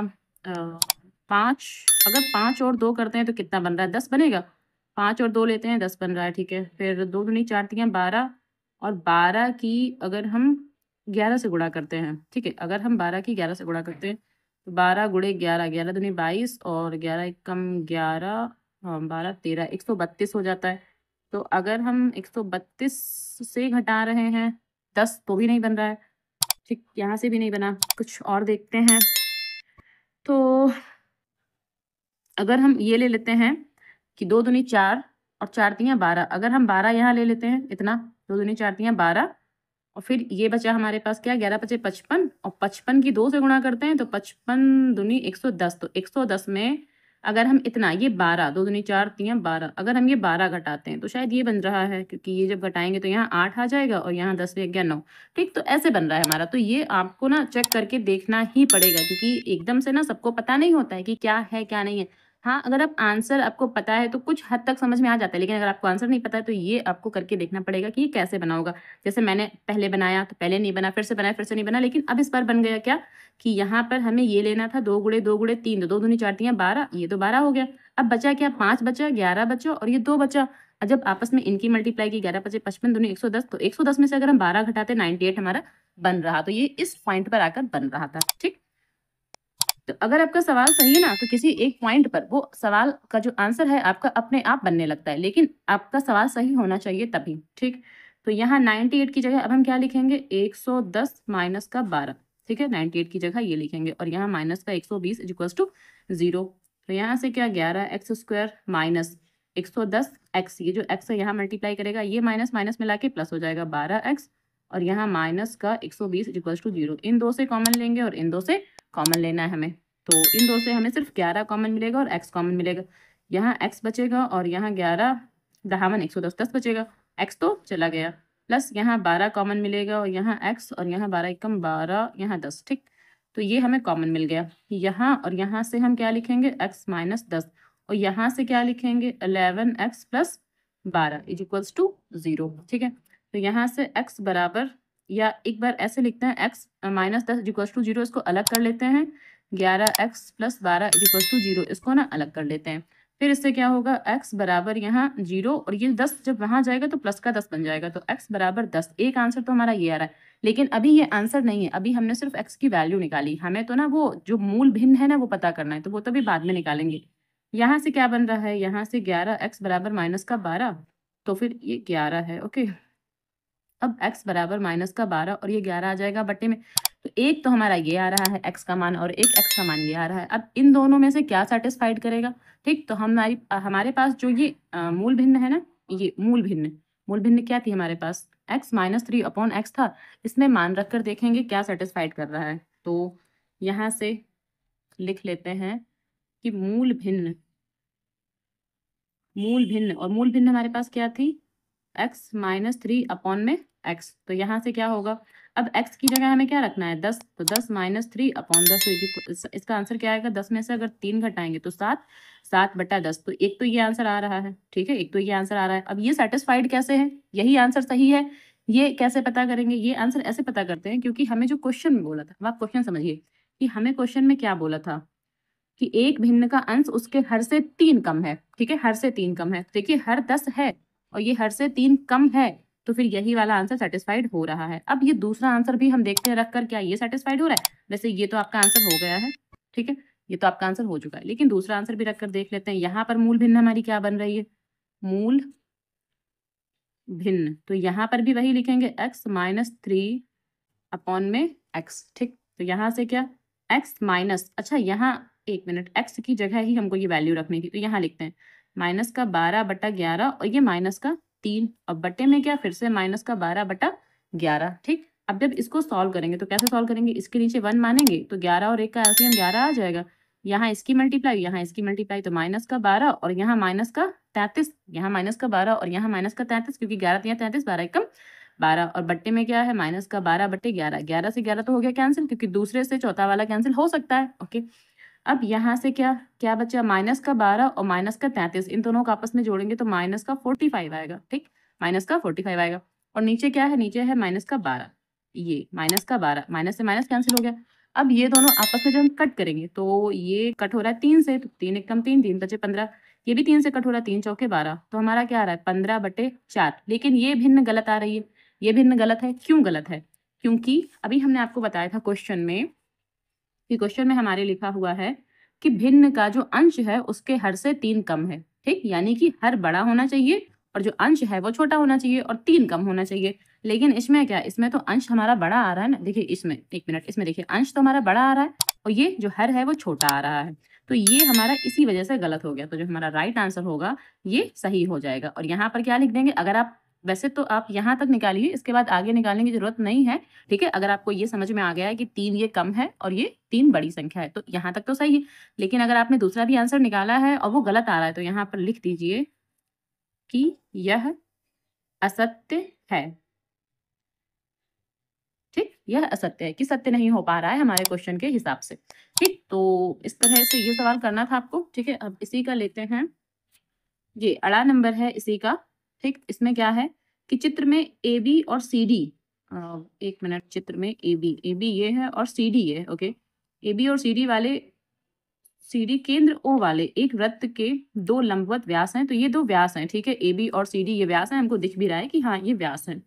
ओडी छोटे वृत्त का व्यास है। ओडी कहाँ है, ये रहा ओडी। तो एक छोटा वृत्त भी बना हुआ है, जो ये ओडी है ना, इस छोटे वृत्त का व्यास है। ठीक, ओ ए बराबर 7 सेंटीमीटर है। ओ ए, ओ से ए तक 7 है। ठीक है, जब ये 7 है तो ये भी 7, ये भी 7 और ये भी 7, सारी की सारी 7 सेंटीमीटर ही तो होंगी। तो लघु और दीर्घ वृत्तों के क्षेत्रफलों का अनुपात ज्ञात कीजिए। ठीक, तो लघु वृत्त मतलब ये छोटा वाला वृत्त और दीर्घ वृत्त मतलब ये बड़ा वाला वृत्त। ठीक है, तो पहले तो लघु छोटा वाला और दीर्घ मतलब ये बड़ा वाला। तो हमें क्या करना है, छोटे वाले वृत्त का क्षेत्रफल फिर बड़े वाले वृत्त का क्षेत्रफल, दोनों के वृत्त का क्षेत्रफल निकालना है और उनका अनुपात करना है। ठीक, अब चित्र में हमको सबसे पहले क्या क्या दिया हुआ है वो यहाँ पर नोट डाउन करेंगे। ठीक है, तो हमें चित्र में क्या क्या दिया हुआ है, हमको 2 व्यास पता है, ए बी और डी सी। ठीक है, तो क्या लिखेंगे, 2 व्यास। ठीक है, 2 व्यास कौन कौन से हैं, ए बी तथा और क्या, डी सी। और एक छोटा व्यास भी है डी ओ तथा छोटे वृत्त का व्यास, या यहाँ ऐसे लिख सकते थे कि 2 व्यास या फिर 2 व्यास बड़े वृत्त के, ऐसे भी लिख सकते थे। बड़े वृत्त के, यहाँ पर 2 व्यास बड़े वृत्त के, ऐसे लिख सकते थे। तो एक तो हमारा ए बी हो गया, एक डी सी हो गया, तथा छोटे वृत्त का जो व्यास है वो क्या है, डी ओ या फिर ओ डी। ये ओडी हो गया। अब इसमें दिया है कि ओ ए बराबर 7 सेंटीमीटर है, तो लघु और दीर्घ वृत्तों के क्षेत्रफलों का अनुपात ज्ञात कीजिए। ओ ए हमको 7 दे रखा है। ठीक, समझिए। अब इस चित्र में ओ ए अगर ये 7 है तो फिर ये भी तो 7 हुआ, ये पूरा का पूरा भी तो 7 हुआ। और अगर ये सेंटर पॉइंट है इस छोटे वृत्त का, अगर ये सेंटर पॉइंट है और इसको हम मान लेते हैं ई, ठीक है, छोटे वृत्त का अगर सेंटर पॉइंट ई मान लेते हैं तो इतनी फिर त्रिज्या हुई ना, इतनी त्रिज्या हुई। तो अगर ये ओडी व्यास है तो हमने क्या माना कि जो डीई है, डीई क्या है, डीई त्रिज्या है, डीई त्रिज्या है ये इतनी। तो डीई कितना हो जाएगा, तो अगर ओ ए हमारा 7 सेंटीमीटर है तो यहाँ पर ओ ए जो है वो 7 सेंटीमीटर है। ठीक है, जो ये ओ ए है वो है क्या, त्रिज्या, बड़े वृत्त की त्रिज्या। तो यहाँ पर हम ये भी लिख सकते हैं कि बड़े वृत्त की त्रिज्या, त्रिज्या मैंने त्रिज्या छोटा छोटा लिख दिया क्योंकि यहाँ आ नहीं पा रहा था। बड़े वृत्त की त्रिज्या ओ ए है। ठीक, हम क्या लिखेंगे कि छोटे वृत्त की त्रिज्या, छोटे वृत्त की त्रिज्या को क्या लिखेंगे, डीई। ठीक है, डीई, डीई कितना है, 3.5 सेंटीमीटर। क्यों, क्योंकि जब व्यास पूरा हमारा ये 7 है इतना, ठीक है, जब व्यास पूरा 7 है तो आधा 3.5 सेंटीमीटर ही तो हुआ। तो यहाँ हमने सीधे लिख दिया 3.5 सेंटीमीटर। ठीक, अब हमें क्या निकालना था कि लघु और दीर्घ वृत्तों के क्षेत्रफलों का अनुपात। तो क्या लिखेंगे, प्रश्नानुसार, प्रश्नानुसार क्या, लघु वृत्त का क्षेत्रफल, लघु वृत्त का क्षेत्रफल अपॉन दीर्घ वृत्त का क्षेत्रफल, दीर्घ वृत्त का क्षेत्रफल। और क्षेत्रफल हम जानते हैं क्या होता है, पाई आर स्क्वायर। तो ये अगर बड़े वृत्त का है, ये छोटे वृत्त का है, ओके, क्योंकि लघु है। तो अगर छोटे वृत्त का है तो उसको R1 मान लेते हैं, और दीर्घ वृत्त के लिए भी वही लगाते हैं, पाई R2 स्क्वायर, तो इसको R2 मानते हैं। और ये बड़े वृत्त के लिए हो गया। ठीक, अब यहाँ पर पाई से पाई तो कैंसिल हो गया, हमारे पास क्या बचा, R1 का स्क्वायर और बटा में कितना, R2 का स्क्वायर। तो जब दोनों का स्क्वायर है दोनों को एक साथ लिख लेते हैं कि R1 अपॉन R2 पूरे का होल स्क्वायर, ठीक है, हम पूरे का होल स्क्वायर लिख सकते हैं। यहाँ R2 होना चाहिए था। ओके, अब R1 क्या छोटे वृत्त की त्रिज्या थी, तो ये क्या है 3.5, तो यहाँ लिखेंगे 3.5 अपॉन में क्या, यहाँ R2 है, तो R2 कितना हमारे पास है, ये 7 है, तो यहाँ पर क्या लिखेंगे 7 का स्क्वायर। अच्छा, यहाँ 3.5 की जगह अगर हम ये 3.5 ना लिखते, हालांकि ये भी ठीक ही है, लेकिन अगर हम ये 3.5 ना लिखते, ठीक, तो क्या हो सकता था 7/2 भी लिख के सॉल्व किया जा सकता था, या फिर ऐसे भी ठीक है। तो अब क्या करेंगे, अब इसके बाद यहाँ से ये पॉइंट हटाएंगे, 0 बढ़ाएंगे, तो 35 एकम 35 और 35 दूनी कितना 70, ये अंदर ही कट हो गए ना हमारे पास, तो क्या बचा 1/2, 1/2 का होल स्क्वायर। तो यहाँ पर क्या 1/2 का होल स्क्वायर क्या होता है 1 गुणे 1 और यहाँ 2 गुणे 2, तो 1/4, यानी कि जो अनुपात आएगा हमारा कि लघु वृत्त का क्षेत्रफल अनुपात दीर्घ वृत्त का क्षेत्रफल, वो कितना अनुपात आएगा 1/4। तो यहाँ आंसर लिख देंगे क्या कि लघु वृत्त का क्षेत्रफल अनुपात दीर्घ वृत्त का क्षेत्रफल, और इसका आंसर क्या आएगा 1/4, ये आंसर हो जाएगा हमारा, ठीक है। तो ये क्वेश्चन आई थिंक सरल था, पता नहीं क्यों इन्होंने 4 नंबर में दे रखा है, मुझे नहीं लगता कि ये 4 नंबर का सवाल था, क्योंकि इसमें लिखना ही क्या था, सिर्फ इतना सा ही तो सॉल्व करना था। बाकी ये लैंग्वेज तो ऑलरेडी हमें गिवन है, पता है, दे ही रखी है, तो इसमें करना ही क्या था। तो मुझे नहीं लगता कि 4 नंबर का सवाल था, और अगर 4 नंबर में आया है तो बहुत अच्छी बात है, आपके लिए तो बढ़िया ही है। ठीक, अब इसी का ये 4 पार्ट है। निम्नलिखित बारंबारता बंटन का माध्य ज्ञात कीजिए, तो हमें इसमें माध्य ज्ञात करना है, तो वर्ग अंतराल दे रखा है, बारंबारता दे रखी है। अच्छा, वर्ग अंतराल इसमें जो दिया है 20 से 60, यहाँ पर 40 का डिफरेंस है, 60 से 100 यानी यहाँ पर भी 40 का डिफरेंस है, लेकिन यहाँ 50 का डिफरेंस है। भाई 100 से 150 मतलब 50 का डिफरेंस है, यहाँ पर भी 50 से 250, 150 से 250, ठीक है, यानी कि 150 से 250। तो कह सकते हैं यहाँ पर 100 का डिफरेंस है, यहाँ पर भी 100 का डिफरेंस है, यहाँ पर भी 100 का डिफरेंस है, तो डिफरेंस ना सबका अलग अलग है। तो इसको ना कल्पित माध्य विधि से ना लगा करके या पग विचलन विधि से ना लगा करके आप प्रत्यक्ष विधि से ही लगाएं, तभी इसका आंसर ना एक्यूरेट आएगा, वरना आंसर में पॉइंट में कहीं ना कहीं कुछ गलत आ जाएगा। ठीक, क्योंकि जब ये डिफरेंस अलग अलग होते हैं तो हमें प्रत्यक्ष विधि ही लगानी होती है, ठीक है। और बारंबारता हमें जो दे रखी है वो तो ठीक है, तो चलिए लगाते हैं इसको, और इसमें प्रत्यक्ष विधि का ही यूज करेंगे। तो 1 मिनट यहाँ पर लगाते हैं, क्या वर्ग अंतराल हमें दिया है, वर्ग अंतराल, और हमें क्या दिया है बारंबारता, ठीक है। अच्छा, वर्ग अंतराल के बाद हमें यहाँ पर वर्ग चिन्ह की लाइन बनानी थी, चलिए वर्ग चिन्ह यहाँ बना लेते हैं, वर्ग चिन्ह, और यहाँ क्या, ये बारंबारता को एफ आई बोलते हैं तो यहाँ आएगा, और वर्ग चिन्ह को एक्स आई बोलते हैं तो यहाँ एक्स आई एफ आई आएगा यहाँ पर, ठीक है।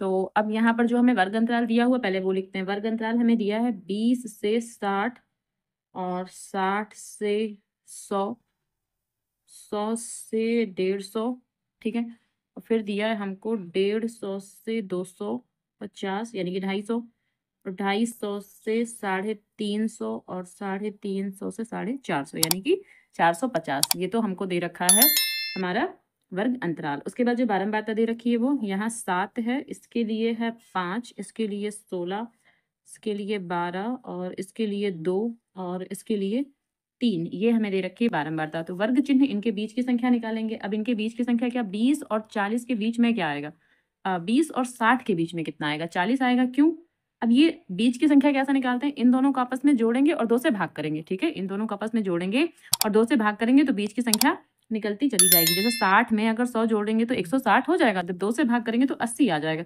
ठीक है। तो ये वर्ग चिन्ह है, ऐसे ही आपको निकालने हैं। इसी प्रकार अगर 100 में 150 जोड़ते हैं तो 250 होता है, और 250 का अगर 2 से भाग करते हैं तो 125 आ जाता है, ठीक है। तो ये बीच की संख्या निकालते चले जाएंगे, और यहाँ पर कितना आ जाएगा, इसी प्रकार यहाँ 200 आ जाएगा, और यहाँ आ जाएगा हमारा 300, और यहाँ आएगा हमारा 400, ठीक है। इन दोनों को जोड़ेंगे और 2 से क्या करेंगे, भाग करेंगे, तो ये बीच की संख्या निकलती चली जाएगी। अब हमें क्या करना है, एफ आई एक्स आई यानी इन दोनों का करना है मल्टीप्लाई। तो 7 चौके 28, यहाँ हो गया 280, और 48 यहाँ कितना हो जाएगा 400, और 16 की करेंगे 125 से गुणा, तो 125 की जब 8 से गुणा करते हैं तो 1000 आता है, और 125 की जब 16 से गुणा करेंगे तो आएगा 2000। ओके, तो यहाँ 2000 लिखना है। अब यहाँ 12 दूनी 24, तो यहाँ आएगा हमारा कुछ 2400, और 3 दूनी 6, यहाँ आएगा 600, और 4 3 12, यहाँ आएगा 1200, ठीक है। तो ये हमने बना लिया। अब हमें इसको जोड़ना है और ये बारंबारता भी हमें जोड़नी है, इसको जोड़ना है, ठीक है। तो सबसे पहले इसको स्केल से कंप्लीट कर लेते हैं, फिर इसको आगे करते हैं। तो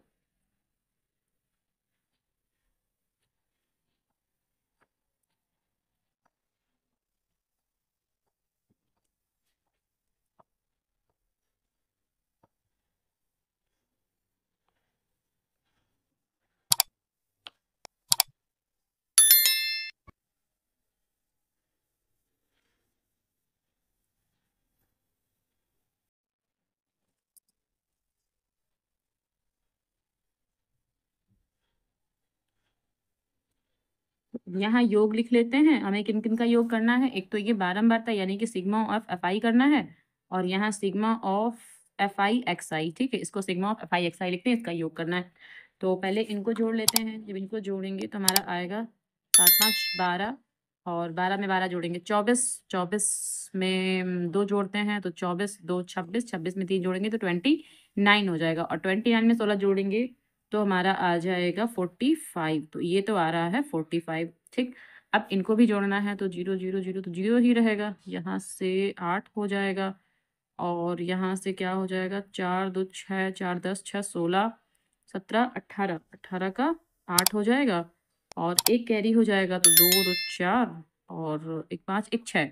तो ये हमारा आ रहा है, ठीक है, 6880। ये हमारा आ रहा है sigma of F I X I. Okay, अब हमें क्या निकालना है? समांतर माध्य। तो समांतर समांतर माध्य, और हमने किस विधि का यूज किया है? प्रत्यक्ष विधि। तो वो भी यहाँ पर लिख देंगे कि हमने प्रत्यक्ष विधि का यूज किया है, प्रत्यक्ष विधि, ठीक है। प्रत्यक्ष विधि से समांतर माध्य निकाल रहे, होता क्या है? X bar. तो एक्स बार का formula sigma of F I X I बटे में सिग्मा ऑफ एफ आई। तो sigma of F I X I कितना है? 6880, और जो सिग्मा ऑफ एफ आई है वो 45 है। अब यहाँ पर क्या करेंगे? 45 के ना इससे सीधे सीधे क्या कर देते हैं? इसको डिवाइड कर देते हैं, या फिर ये कर सकते हैं कि इसको पहले कट कर लें, थोड़ा 5 से कट कर सकते हैं तो 5 से कट कर लेते हैं, 5 नाम 45, ठीक है, और 5 से इसको कट कर सकते हैं तो 5 एकम 5, ठीक है, 5 एकम 5, और एक बचेगा 18, 5 3 15, 3 बचेगा 38, तो 5 सते 35, 3 बचेगा 30, 5 का 30। तो कुछ ऐसा आ रहा है, यानी कि हमारा आ रहा है 1376/9। अब क्या करना है? अब इसको डिवाइड करना है 9 से। जब डिवाइड करेंगे तो जो आंसर आएगा हमारा वही आंसर हो जाएगा। तो डिवाइड यहाँ साइड में कर लेते हैं 9 से। 9 से डिवाइड करना है हमें किसको? 1376, तो 9 एकम 9, ठीक है। अब यहाँ से इसको घटा लेंगे तो बचेगा 4, यहाँ 47, तो 9 45, 5 बार जा रहा है 45, यहाँ 2 हो रहा है, अब 7 तो हो गया, 6 लिखेंगे तो 9 दूनी 18, 2 बार जा पा रहा है। फिर इसको घटाएंगे, 16 में 8 गया 8, अब पॉइंट लगा देंगे, 0 बढ़ाएंगे, 80 हो गया, तो 9 नाम 81 ज़्यादा हो रहा है, तो 9 8 72, यहाँ 72, फिर से 80 हो गया, फिर से 9 8 72, भाई 80 हो जाएगा तो फिर से 9 8 72, तो ये 8 8 करके आता चला जाएगा। तो इसका जो आंसर आ रहा है 152.888, ये ऐसे 888 आता चला जाएगा। तो इसको स्टॉप करने के लिए क्या करते हैं कि यहाँ 2 अंक तो लेना है, जो तीसरा अंक है अगर ये 5 या 5 से बड़ा है तो इसमें 1 अंक बढ़ा देते हैं, और यहाँ से जो 888 चल रहा था वो खत्म हो जाएगा। तो इसका जो आंसर आएगा 152.89। ये 5 से बड़ी संख्या है, इसमें 1 अंक बढ़ाएंगे, अब यहाँ से सारा का सारा खत्म हो जाएगा। तो हमारा आंसर ये आ जाएगा। जो माध्य आ रहा है हमारा एक्स बार, जो माध्य है वो क्या है? वो ये रहेगा, ठीक, ये आंसर। ओके, अब इसी का ये क्वेश्चन नंबर 3 है कि एक त्रिभुज का एक कोण दूसरे त्रिभुज के एक कोण के बराबर है, यानी कि 2 त्रिभुज हैं जिनका एक कोण बराबर है, तथा इन कोणों को अंतर्गत करने वाली भुजाएं समानुपाती हैं, और जो भुजाएं हैं वो समानुपाती हैं, ये हमको पता है। तो सिद्ध कीजिए कि दोनों त्रिभुज समरूप हैं। हमें इस त्रिभुज को समरूप सिद्ध करना है। अच्छा, ये ना एक प्रमेय है। अगर आप 6 चैप्टर में जाएंगे तो शायद 6.3 या 6.4 कोई एक प्रमेय है इसमें, ठीक। तो ये वहां पर है, और इसको एंगल एंगल एंगल प्रॉपर्टी से इसको सिद्ध किया जाता है, यानी एंगल एंगल एंगल समरूपता से इसको सिद्ध किया जाता है। ओके, तो चलिए सबसे पहले क्या चित्र बनाते हैं कि एक त्रिभुज का एक कोण दूसरे त्रिभुज के एक कोण के बराबर है, यानी कि हमें पहले 2 त्रिभुज मानने हैं। तो हम मान लेते हैं 2 त्रिभुज। तो यहाँ साइड में चित्र बनाते हैं। यहाँ मान लेते हैं कि 2 त्रिभुज है हमारे पास, और हमने त्रिभुज का नाम दे दिया है, एक को नाम दे देते हैं ABC, और दूसरे त्रिभुज को नाम दे देते हैं, थोड़ा बड़ा बना लेंगे दूसरा त्रिभुज, ठीक है। दूसरे त्रिभुज का नाम हमने दे दिया है ई और ये एफ, यहाँ पर एफ पॉइंट है, ठीक है। ये दूसरे त्रिभुज का हमने नाम दे दिया। अब ये दो हमको त्रिभुज पता है, तो जो हमको दिया है पहले हम वो लिखेंगे यहाँ पर, हमको क्या पता है, ठीक है। हमको इसमें क्या पता है, क्या दे रखा है वो लिखेंगे। तो सबसे पहले तो मानते हैं कि माना कि ए बी सी, ठीक है, ए बी सी, हमने ए बी सी लिया है, तथा और क्या लिया है, डी ई एफ, ठीक है, डी ई एफ कोई दो त्रिभुज हैं, हमने ये माना हुआ है। तो लिखेंगे कि ए बी सी और डी ई एफ कोई दो त्रिभुज हैं। और इस तरह के सवाल मुझे लगता है बहुत ही सिंपल होते हैं, केवल हमें चित्र देखना है और उसको सॉल्व करते जाना है, ठीक है। और हमें क्या दिया है, दिया है, अब जो दिया है वो लिखेंगे। हमें क्या दिया है कि एंगल जो ए है वो एंगल डी के बराबर है। हम ये मान लेते हैं कि ये एंगल इस एंगल के बराबर है, क्योंकि हमको एक एंगल पता है उसमें, ठीक। और हमको क्या दिया है कि जो भुजाएं हैं वो समानुपाती हैं, तो फिर हम ये मानते हैं कि ए बी बटे डी ई, ठीक है, ए बी बटे डी ई, और ये दिया है ए सी बटे में डी एफ, ये हमको इतना दे रखा है, ठीक। अब हमें सिद्ध क्या करना है वो भी तो लिखेंगे। तो सिद्ध करना है, और हमें क्या सिद्ध करना है, ये तो दिया है, ये हमें सिद्ध करना है। तो हमें क्या सिद्ध करना है कि जो एंगल ए बी सी है वो समरूप होना चाहिए एंगल डी ई एफ के। ये हमको लास्ट में प्रूफ करके दिखाना है, ठीक। तो इसको दिखाने के लिए क्या, इसमें थोड़ी रचना करेंगे। रचना करने का मतलब है कि यहाँ पर इस दूसरे वाले त्रिभुज में, ठीक है, इसमें क्या एक ऐसा लाइन ड्रॉ करेंगे। तो ये हम मान लेते हैं कि यहाँ से हमने यहाँ तक लाइन ड्रॉ की, और इस बिंदु को और इस बिंदु को हम m और n नाम दे देते हैं कि ये m है और ये n है, हमने इसको नाम दे दिया, ठीक। अब रचना लिखना है। तो रचना कैसे लिखेंगे, रचना में हमने क्या किया कि जो ये AB है, ये जो AB है, AB के बराबर DM लिया, जितना AB है उतना ही DM लिया हमने। तो ये लिखेंगे कि AB बराबर DM लिया है, तो AB बराबर DM लिख दिया, तथा और क्या लेंगे, और AC बराबर DN लिया, तथा AC बराबर DN के समान, ठीक है, समान M से N तक, ठीक है। क्या किया है कि AB के बराबर DM, AC के बराबर DN लिया, और ये एक रेखा खींची है। तो AB बराबर DM और AC बराबर DN के समान M से N तक, ठीक है, M से N तक रेखा खींची, ठीक है। क्योंकि ये 6 नंबर का सवाल है तो आपको इसको प्रॉपर अच्छे से करके दिखाना है। हालांकि ये बहुत छोटे से में भी लगाया जा सकता है, और आपकी जो बुक में दे रखा है ना बहुत छोटा सा ही दे रखा है, तो वो काम नहीं करेगा, क्योंकि आपको 6 नंबर में दिखाना है तो आपको अच्छे से प्रॉपर लगाना है इसको, ठीक है। तो हमने ये लिख लिया। अब हमें उपपत्ति लिखना है, ओके। तो लिखेंगे उपपत्ति।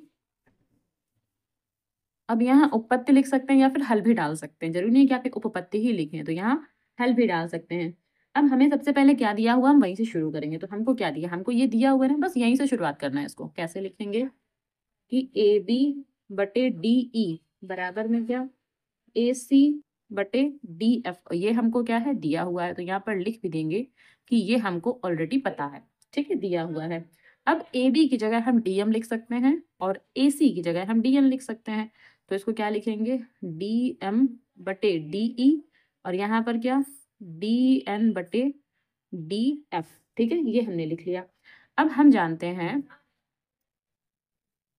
अब यहाँ देखिए, अब हम जानते हैं कि इस वाले त्रिभुज में डी ई एफ, इस वाले त्रिभुज में, ठीक है, इस वाले त्रिभुज में अगर ऐसी कंडीशन बनती है कि डी एम बटे डी ई, ठीक है, और डी एन बटे डी एफ, तो इसका मतलब क्या होता है कि जो m है और ये n है दोनों पैरेलल हो जाएंगे। कैसे, एक थेल्स थ्योरम हमने पढ़ी ना, तो उसके विलोम से, थेल्स थ्योरम के विलोम से ये दोनों आपस में पैरेलल हो जाएंगे। क्यों हो जाएंगे, क्योंकि इस वाले ट्राइंगल में अगर हम देखें तो डी एम बटे डी ई और डी एन बटे डी एफ ये थेल्स थ्योरम का विलोम है। तो उससे क्या होता है कि ये भुजा अगर इस भुजा के अनुपात में है और ये भुजा अगर इस भुजा के अनुपात में है तो ये दोनों लाइनें पैरेलल लाइन हो जाती है। तो अब हमें वही लाइन लिखनी है, क्या, कि त्रिभुज डी ई एफ में, डी ई एफ में क्या हो जाएगा कि अगर ये डी एम बटे डी ई बराबर है डी एन बटे डी एफ के, तब क्या होता है, तब जो mn होगा, ठीक है, जो mn होगा वो पैरेलल हो जाएगा EF के।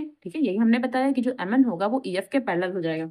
और क्यों हो जाएगा, यहाँ पर कौन सी थ्योरम लगेगी, थेल्स थ्योरम के विलोम से। तो क्या लिखेंगे, थेल्स प्रमेय, थेल्स प्रमेय के विलोम से, विलोम से। ठीक है, ये लिख लेंगे यहाँ तक। अब हम जानते हैं कि जो हमारा एंगल M है वो एंगल N के बराबर होगा। अगर ये दोनों पैरेलल हैं तो एंगल M एंगल E के बराबर होगा। ओके, और एंगल N एंगल F के बराबर होगा, क्योंकि ये दोनों पैरेलल हैं तो ये एंगल इसके बराबर और ये एंगल इसके बराबर। तो यहाँ तो हमने पैरेलल दिखा दिया, तो अब हम क्या दिखाएंगे कि एंगल, ये एक मिनट, एंगल M बराबर एंगल E, ठीक है, और एंगल N बराबर एंगल F, ये हम दिखाएंगे। ठीक है, कि कोण जो M है वो E के बराबर है और जो N है वो F के बराबर है। ओके, अब यहाँ तक हो गया। अब क्या लेंगे, अब हम लेंगे त्रिभुज, ये ABC ट्राइंगल लेंगे और अपना DMN ट्राइंगल लेंगे। ठीक है, ABC ट्राइंगल लेना है और हमें ये DMN, इतना ये ट्राइंगल लेना है। तो इन दोनों को हमें समरूप दिखाना है पहले। ठीक है, पहले इन दोनों को समरूप दिखाएंगे, फिर बाद में उसको समरूप दिखाएंगे। तो क्या लिखेंगे कि पुनः अब किस ट्राइंगल में ले रहे हैं, ट्राइंगल ABC तथा ट्राइंगल DMN में, अब इन दोनों ट्राइंगल में ले रहे हैं। तो इन दोनों ट्राइंगल में हम क्या कह सकते हैं कि जो ये AB है वो DM के बराबर है, और जो AC है वो DN के बराबर है, और जो एंगल A है एंगल D, ये हमको पहले से ही दिया हुआ है। तो ये इसके बराबर, ये इसके बराबर, और एंगल एंगल के बराबर है। ठीक, जब ऐसी कंडीशन होगी तो यहाँ पर कौन सी सर्वांग समता लगेगी, SAS, साइड एंगल साइड। ठीक, तो वही लिखेंगे। अब हम यहाँ पर क्या लिखेंगे कि जो AB है वो DM के बराबर है, और जो AC है वो DN के बराबर है। ठीक है, और जो एंगल A है वो एंगल D के बराबर है, और ये हमको दिया है, ये हमको ऑलरेडी गिवन है। ठीक है, तो हमारी सर्वांग समता यहाँ पर कौन सी लगेगी, लिखेंगे कि एंगल ABC, ठीक है, सर्वांग सम है एंगल DMN के। ठीक है, ये दोनों हमने सर्वांग सम दिखा दिए, यानी कि, ठीक है, तो अब यहाँ पर ये सर्वांग सम हो गए। इसका मतलब SAS सर्वांग समता लगी यहाँ पर, सर्वांग समता। ओके, ये हमने दिखा दिया। अब हमें क्या करना है, अब देखिए हमने पहले एंगल दिखाया था कि जो एंगल M है वो एंगल E के बराबर है। ठीक है, कि जो एंगल M था वो एंगल E के बराबर है। तो हम ये भी तो कह सकते हैं, कि जो हमारा एंगल B है, ठीक है, B किसके बराबर होगा, B इस M के बराबर हो जाएगा। भाई जब हमने ये प्रूफ कर दिया है कि ये और ये सर्वांग सम है तो इसके सारे एंगल बराबर हो जाते हैं, ये भी तो प्रूफ करते हैं हम। तो फिर एंगल B M के बराबर होगा, एंगल C N के बराबर होगा, और एंगल A और D तो हमको दे ही रखा है। ठीक है, तो अब यहाँ पर वही चीज लिखेंगे। जब ये सर्वांग सम हो गए तो हम लिख सकते हैं कि एंगल B एंगल M के बराबर है, एंगल C एंगल N के बराबर है, और एंगल A एंगल D ये हमको ऑलरेडी गिवन है, दिया है। तो ये लैंग्वेज भी यहाँ पर लिख देंगे। अब क्या, अब हमें जो दिखाना था, हमें किस में दिखाना था, अब हमें ये दिखाना था, हमें क्या सिद्ध करना था, हमें ये सिद्ध करना था कि जो ABC है वो DEF, ABC इस DEF इसके समरूप दिखाना है। तो अब इन दोनों एंगल को लेंगे। ठीक है, ट्राइंगल को लेंगे, एंगल नहीं भाई, ट्राइंगल लेंगे। ओके, तो क्या लिखेंगे, पुनः ट्राइंगल ABC तथा ट्राइंगल DEF में, अब हमें इसमें लेना है। तो इसमें हम क्या दिखाएंगे कि जो एंगल B है वो एंगल E के बराबर है। ठीक है, देखिए जो एंगल B है वो एंगल M के बराबर है और M E के बराबर है। ठीक है, एंगल B जो है वो M के बराबर है और M E के बराबर है। इसका मतलब B E के बराबर हुआ ना भाई, B तो E के बराबर हुआ। तो यहाँ पर क्या लिखेंगे, जो B है वो E के बराबर है। इसी प्रकार अब क्या लिखेंगे, जो एंगल C है वो N के बराबर है। हम ये सिद्ध कर चुके हैं कि एंगल C N के बराबर है। तो जब एंगल C N के बराबर है और N F के बराबर है तो इसका मतलब C भी F के बराबर हुआ ना। तो यही लिखेंगे यहाँ पर क्या, कि एंगल जो C है वो एंगल F के बराबर है, ये लिख देंगे। और एंगल D और एंगल A और एंगल D ये पहले से ही है, हमको दिया है, यहाँ पर ये लिखेंगे। ठीक है, ये लिख देंगे। इससे क्या सिद्ध होता है, जब ये सारे के सारे एंगल हैं भाई, ये भी एंगल है, ये भी एंगल है, और ये वाला भी एंगल ही है, ये सारे के सारे एंगल हैं।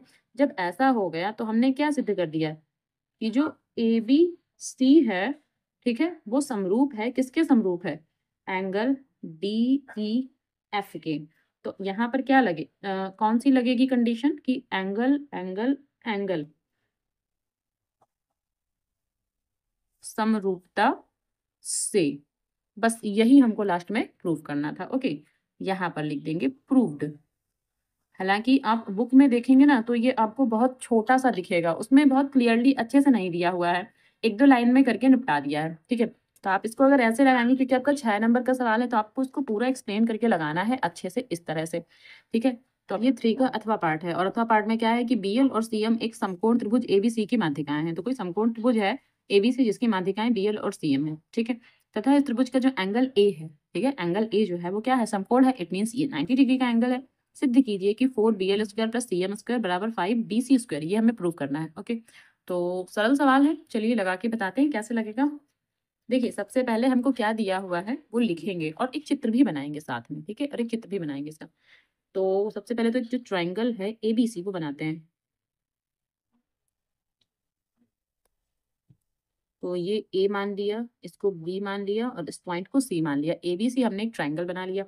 अब जो BL और CM है, तो BL, बी यहाँ कहीं L होगा क्योंकि माध्यिका है, तो यहाँ बीचों बीच में बनाएंगे। बी और C और A के बीचों बीच में हमारा जो पॉइंट होगा वो L पॉइंट होगा, क्योंकि BL माध्यिका है, इस वजह से बीचों बीच में रहेगा ये। ठीक है, उसके बाद और क्या लिया है, BL और CM, तो CM यहाँ पे आएगा। ठीक, ये भी माध्यिका है तो ये भी बीचों बीच में ही रहेगा, यहाँ पर M हो जाएगा। और ये जो एंगल है वो 90 डिग्री का एंगल है, ये हमको गिवन है, पता है पहले से ही। ठीक, तो अब इसमें लिखेंगे कि हमको क्या क्या दे रखा है। ठीक है, हमको क्या क्या दिया हुआ है, तो लिखेंगे कि दिया है, और क्या क्या दिया हुआ है कि BL और CM एक त्रिभुज ABC की माध्यिकाएं हैं, माध्यिकाएं हैं, तथा एंगल ए बराबर क्या है, वो 90 डिग्री है। ये हमको इसमें पता है चित्र में। हमें सिद्ध क्या करना है,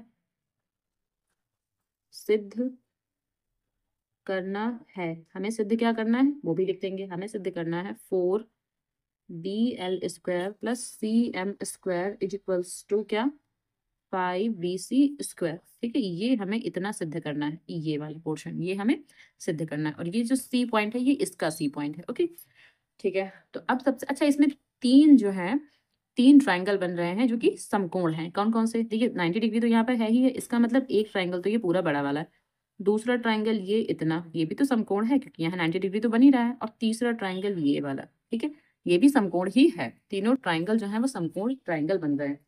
अब यहाँ क्या लिखेंगे कि त्रिभुज ABC में, यहाँ से हम इसको सॉल्व करेंगे, त्रिभुज ABC में, और ABC कहाँ है, ये हमारा सबसे जो बड़ा ट्राइंगल बन रहा है। ठीक है, ये ABC, तो इसमें हम क्या लिख सकते हैं, पाइथागोरस प्रमेय इसमें अगर लगाएं तो कैसे, क्या लिखेंगे कि BC का square is equals to AB का स्क्वायर प्लस AC का स्क्वायर। भाई यही तो लिखेंगे, अगर हम पाइथागोरस प्रमेय लगाते हैं तो BC का square is equals to AB का स्क्वायर प्लस AC का स्क्वायर। ठीक है, यही लिखेंगे यहाँ पर। तो ABC में, ठीक है, ट्राइंगल ABC में क्या, पाइथागोरस प्रमेय से, पाइथागोरस प्रमेय से, पाइथागोरस प्रमेय से हम क्या जानते हैं कि BC का square is equals to AB का स्क्वायर प्लस AC का स्क्वायर। ये इक्वेशन नंबर 1 हो जाएगी। अब इसी प्रकार ना हम दूसरा ट्राइंगल लेंगे। दूसरा ट्राइंगल कौन सा लेंगे, ABL, तो ABL ये वाला ट्राइंगल लेंगे, और इसमें ये जो है ये कर्ण रहेगा। ठीक है, ये कर्ण है, ये लंब है, ये आधार है। तो इसमें क्या लिखेंगे कि BL का square is equals to AL का स्क्वायर प्लस AB का स्क्वायर। ठीक है, ये कर्ण है तो BL का square is equals to AL का स्क्वायर प्लस AB का स्क्वायर। तो क्या लिखेंगे कि त्रिभुज ABL में, त्रिभुज ABL में, और ABL में क्या कि BL का square is equals to AL का स्क्वायर प्लस AB का स्क्वायर। ठीक है, ये लिख लेंगे। अब AL की जगह पर हम क्या लिख सकते हैं, AL की जगह पर हम लिख सकते हैं AC/2।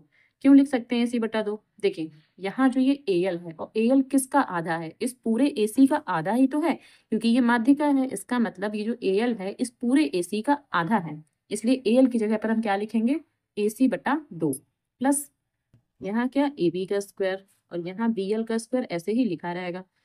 फिर BL का स्क्वायर इज इक्वल्स टू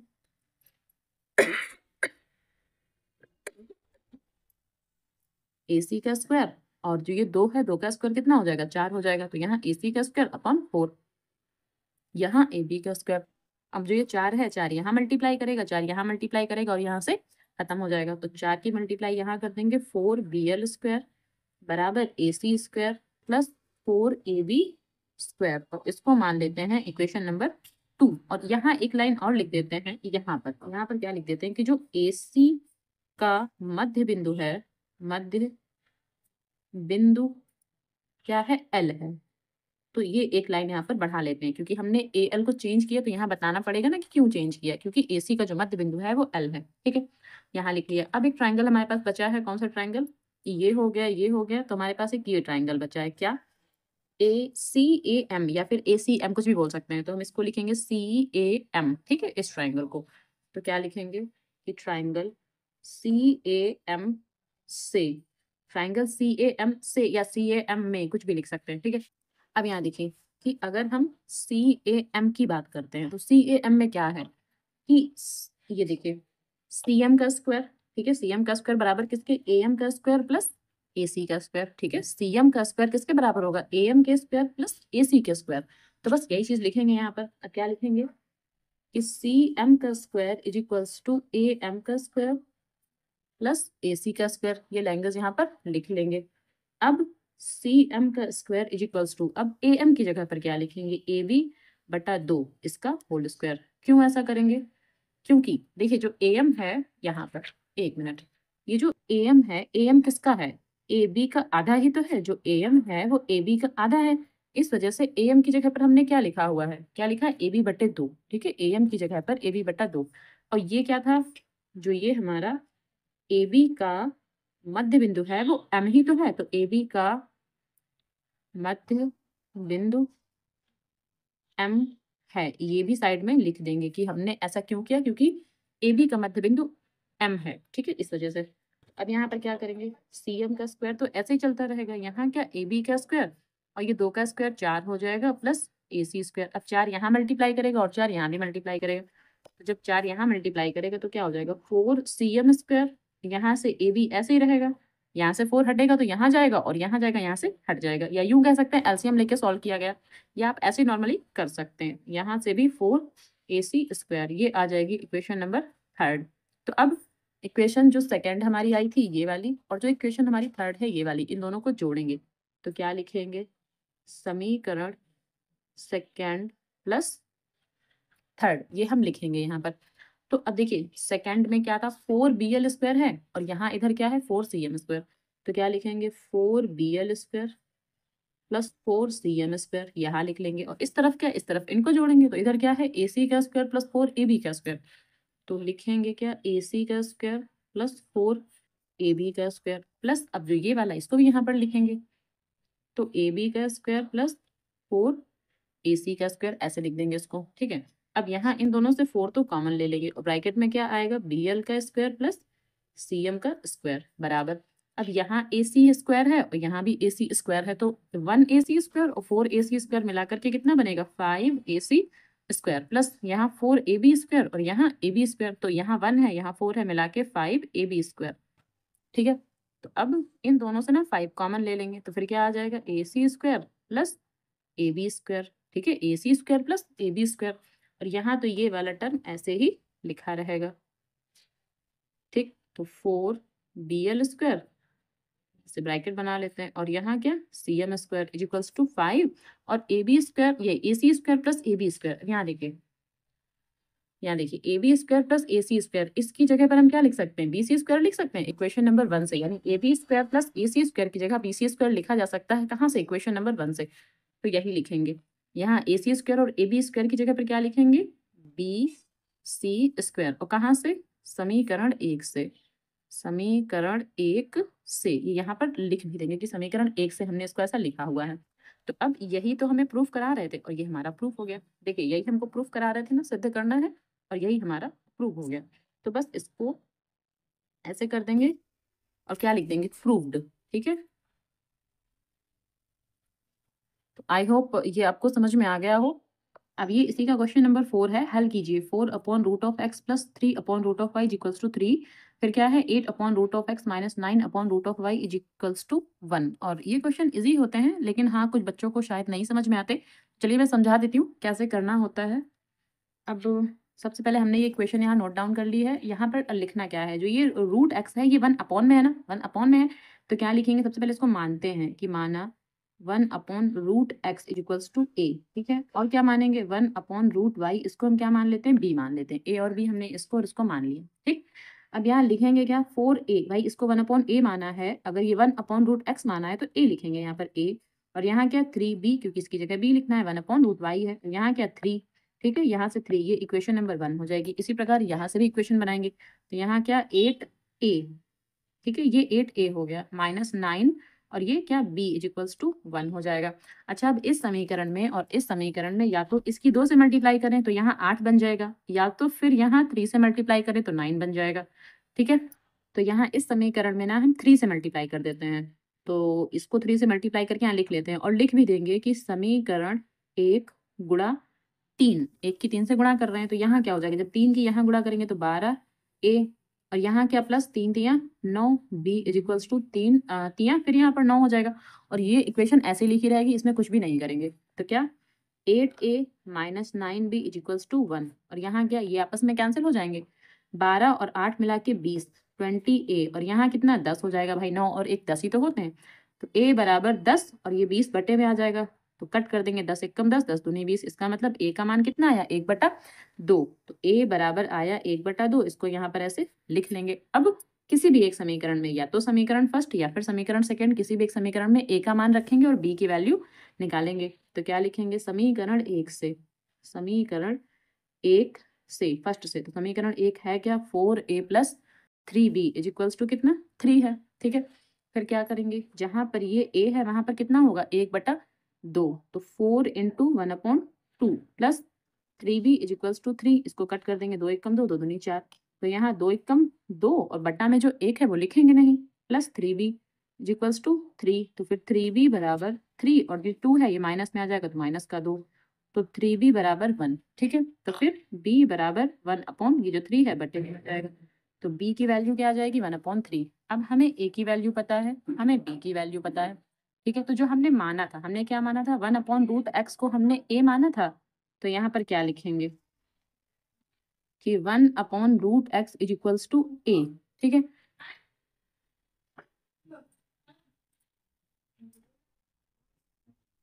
तो लिखेंगे 1 upon root x is equals to a, और a की जगह क्या लिखेंगे 1/2 लिख देंगे, ठीक। अब जो रूट एक्स है वो यहाँ मल्टीप्लाई करेगा, 2 जो है वो यहाँ मल्टीप्लाई करेगा, तो 2 किससे मल्टीप्लाई करेंगे 2, और रूट एक्स की 1 से करेंगे तो रूट एक्स, ठीक। अब इन दोनों का ना स्क्वायर कर देंगे, तो क्या लिख देंगे कि दोनों तरफ वर्ग करने पर, वर्ग करने पर, तो 2 का स्क्वायर कर देंगे, और यहाँ क्या रूट एक्स, इसका भी स्क्वायर कर देंगे, ठीक। तो यहाँ से क्या 2 का स्क्वायर 4, और यहाँ से रूट एक्स का जब स्क्वायर हो जाएगा तो वो केवल एक्स बचेगा, यानी कि एक्स की वैल्यू हमें 4 मिल गई। इसी प्रकार दूसरा मान भी निकालेंगे, दूसरा मान क्या था 1 अपॉन रूट वाई, ठीक है, 1 upon root y is equals to b था हमारे पास, तो क्या लिखेंगे 1, अच्छा बी की वैल्यू रखना है, तो बी की जगह 1/3 लिखेंगे। अब 3 यहाँ मल्टीप्लाई करेगा, रूट वाई यहाँ मल्टीप्लाई करेगा, तो 3 is equals to root y, तो इसका भी सेम स्क्वायर करेंगे, लेकिन अब ये बार बार लिखेंगे नहीं, दोनों तरफ वर्क करने पर, ठीक है। तो 3 का स्क्वायर कर देंगे, और यहाँ रूट वाई का भी स्क्वायर कर देंगे, जब स्क्वायर करेंगे तो यहाँ आ जाएगा 9, और यहाँ सिर्फ वाई रह जाएगा, इसका मतलब वाई का जो आंसर आएगा वो कितना 9 आ जाएगा। तो हमारे पास जो एक्स वाई की वैल्यू आ जाएगी क्या आ जाएगी 4 और 9, ठीक है। देखिए ये क्वेश्चन ना इजी होते हैं, इतने टफ नहीं होते हैं, मुझे लगता है अगर आप कोशिश करेंगे तो आपसे लग जाएंगे। तो यहाँ पर आंसर क्या लिख देंगे x बराबर 4, y बराबर 9, ये हमारा क्या हो जाएगा आंसर, ठीक है। अब 4 का ये अथवा पार्ट है, और इसमें क्या है कि एक मोटर बोट जिसकी स्थिर जल में चाल 18 किलोमीटर प्रति घंटा है, 24 किलोमीटर धारा के प्रतिकूल जाने में तथा वही दूरी धारा के अनुकूल वापस आने की अपेक्षा 1 घंटा अधिक समय लेती है, यानी कि 24 किलोमीटर धारा के प्रतिकूल जा रहे हैं और 24 किलोमीटर ही धारा के अनुकूल आ रहे हैं, तो दूरी वही है, लिखा ना वही दूरी, ठीक है। फिर क्या है, ऐसा अगर हम करते हैं तो हमें क्या 1 घंटा अधिक लगता है, यानी कि धारा के प्रतिकूल जाने से और धारा के अनुकूल आने की अपेक्षा 1 घंटा अधिक समय लग जाता है। धारा की चाल ज्ञात कीजिए, हमें क्या ज्ञात करना है, धारा की चाल ज्ञात करना है, ठीक। तो अब सबसे पहले धारा की चाल ज्ञात करना था, तो उसी को मानेंगे क्या, धारा की चाल मानेंगे क्या x किलोमीटर प्रति घंटा, ठीक है। तो लिखते हैं क्या कि माना धारा की चाल बराबर x किलोमीटर प्रति घंटा, ये हमने मान लिया। ठीक है, तो अब धारा के विरुद्ध, भाई एक बार धारा के विरुद्ध लेंगे, तो धारा के विरुद्ध विरुद्ध नाव की चाल, तो धारा के विरुद्ध नाव की चाल क्या हो जाएगी? तो जो हमारी चाल दे रखी ना 18, उसमें से ये हमें धारा की चाल को घटाना, यानी कि 18 माइनस एक्स, ठीक, किलोमीटर प्रति घंटा, ये हो जाएगी धारा के विरुद्ध नाव की चाल, क्योंकि हमको नाव की चाल पता है पहले से ही। ठीक है, तो नाव की चाल में इस धारा की चाल को घटा देंगे एक बार। दोबारा क्या लिखेंगे कि धारा की दिशा में, धारा की दिशा में,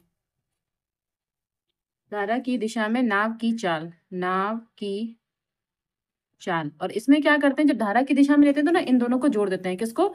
जो नाव की चाल दे रखी थी और जो धारा की चाल हमने मानी, इन दोनों को जोड़ देंगे तो क्या हो जाएगा 18 प्लस एक्स, और यहाँ पर क्या, किलोमीटर प्रति घंटा, ऐसे लिखेंगे। ठीक है, अब धारा के विरुद्ध कितना समय लगेगा वो लिखेंगे। तो धारा के विरुद्ध क्या लिखेंगे कि धारा के विरुद्ध, ठीक है, धारा के विरुद्ध लिया गया समय, लिया गया समय, तो धारा के विरुद्ध लिया गया समय।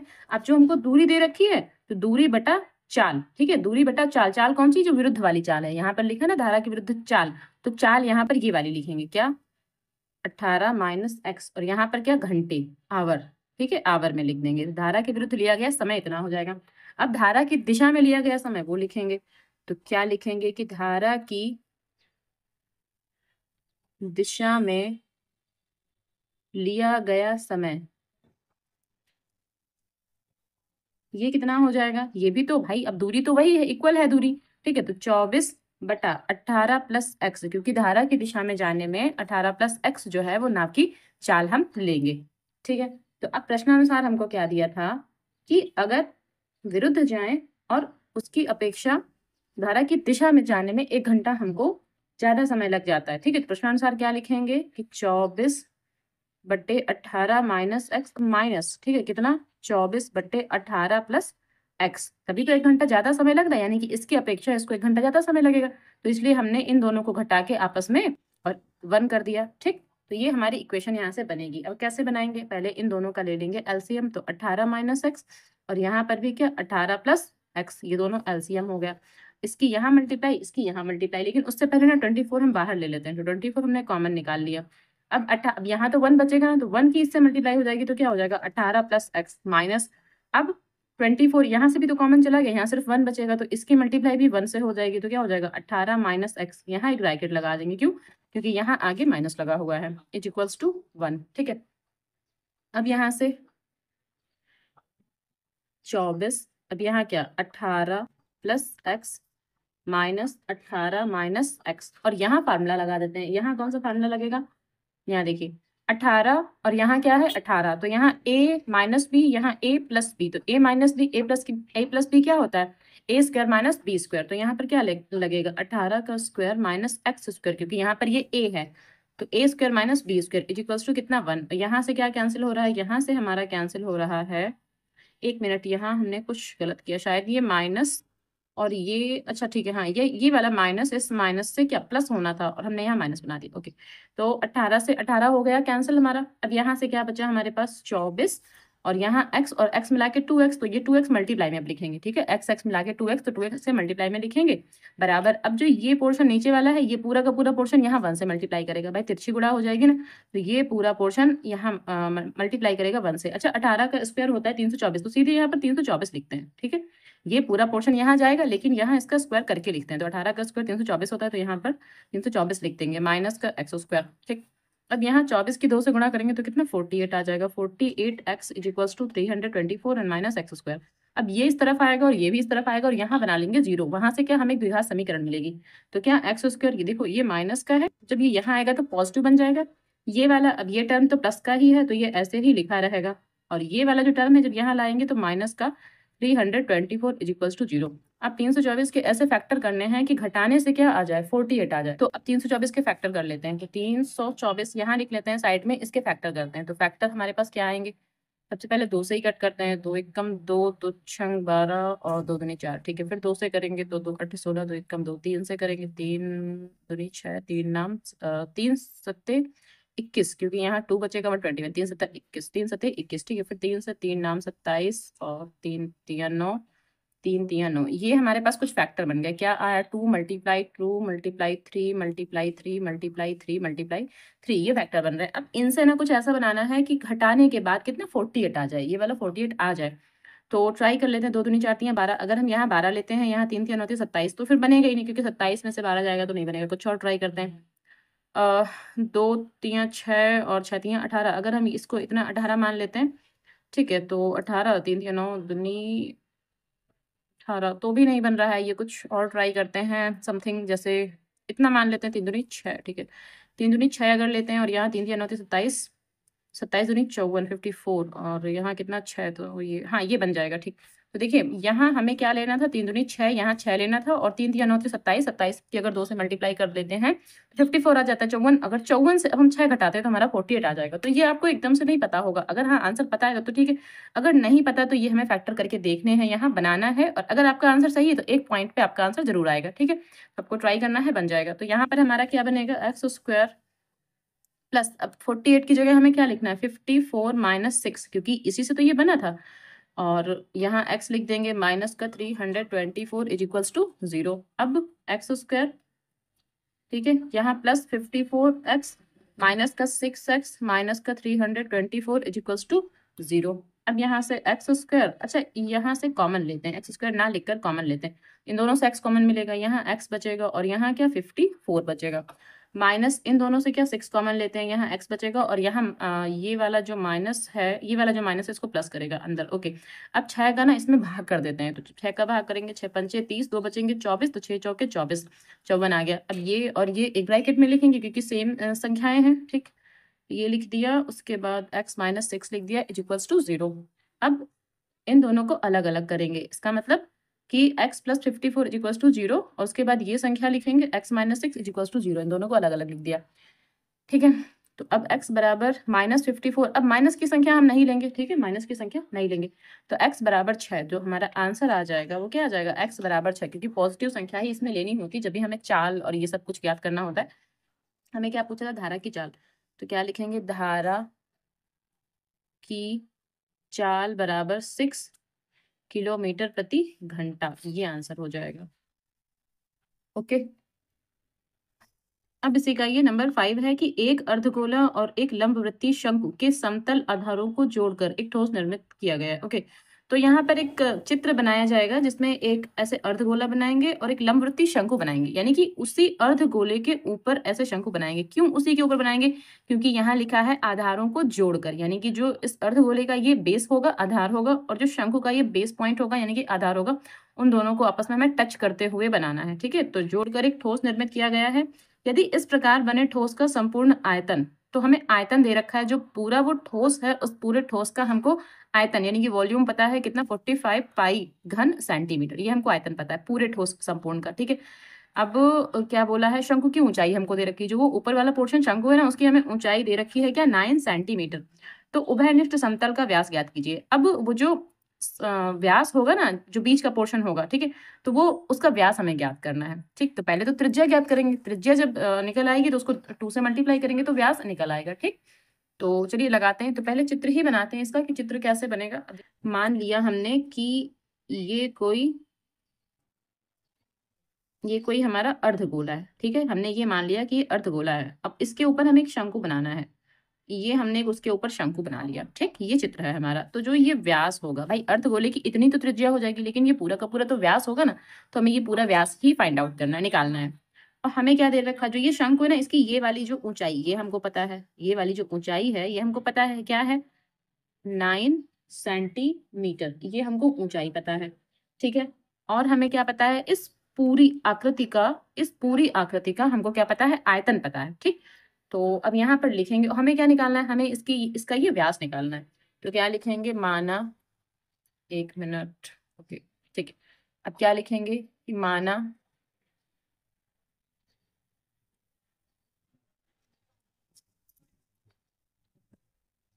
आकृति का व्यास बराबर, व्यास को हम 2r मान लेते हैं भाई, व्यास 2r ही होता है क्योंकि व्यास को हम d कहते हैं और d बराबर 2r ही होता है, ये व्यास हो गया। तो त्रिज्या क्या रहेगी, त्रिज्या फिर जस्ट उसकी आधी रहेगी ना, तो त्रिज्या बराबर क्या हो जाएगी, r हो जाएगी। अच्छा, और हमें क्या इसमें पता है, हमें संपूर्ण आकृति का, संपूर्ण आकृति का, ठीक है, आयतन पता है, वॉल्यूम पता है, तो वो कितना है 45 पाई सेंटीमीटर क्यूब। यहाँ मैंने छोटा छोटा लिख दिया सेंटीमीटर क्यूब, ठीक है, 45 पाई सेंटीमीटर क्यूब, ये हमको पता है। तो अब बस इसमें वही फार्मूला लगाएंगे क्या, कि संपूर्ण आकृति का आयतन, संपूर्ण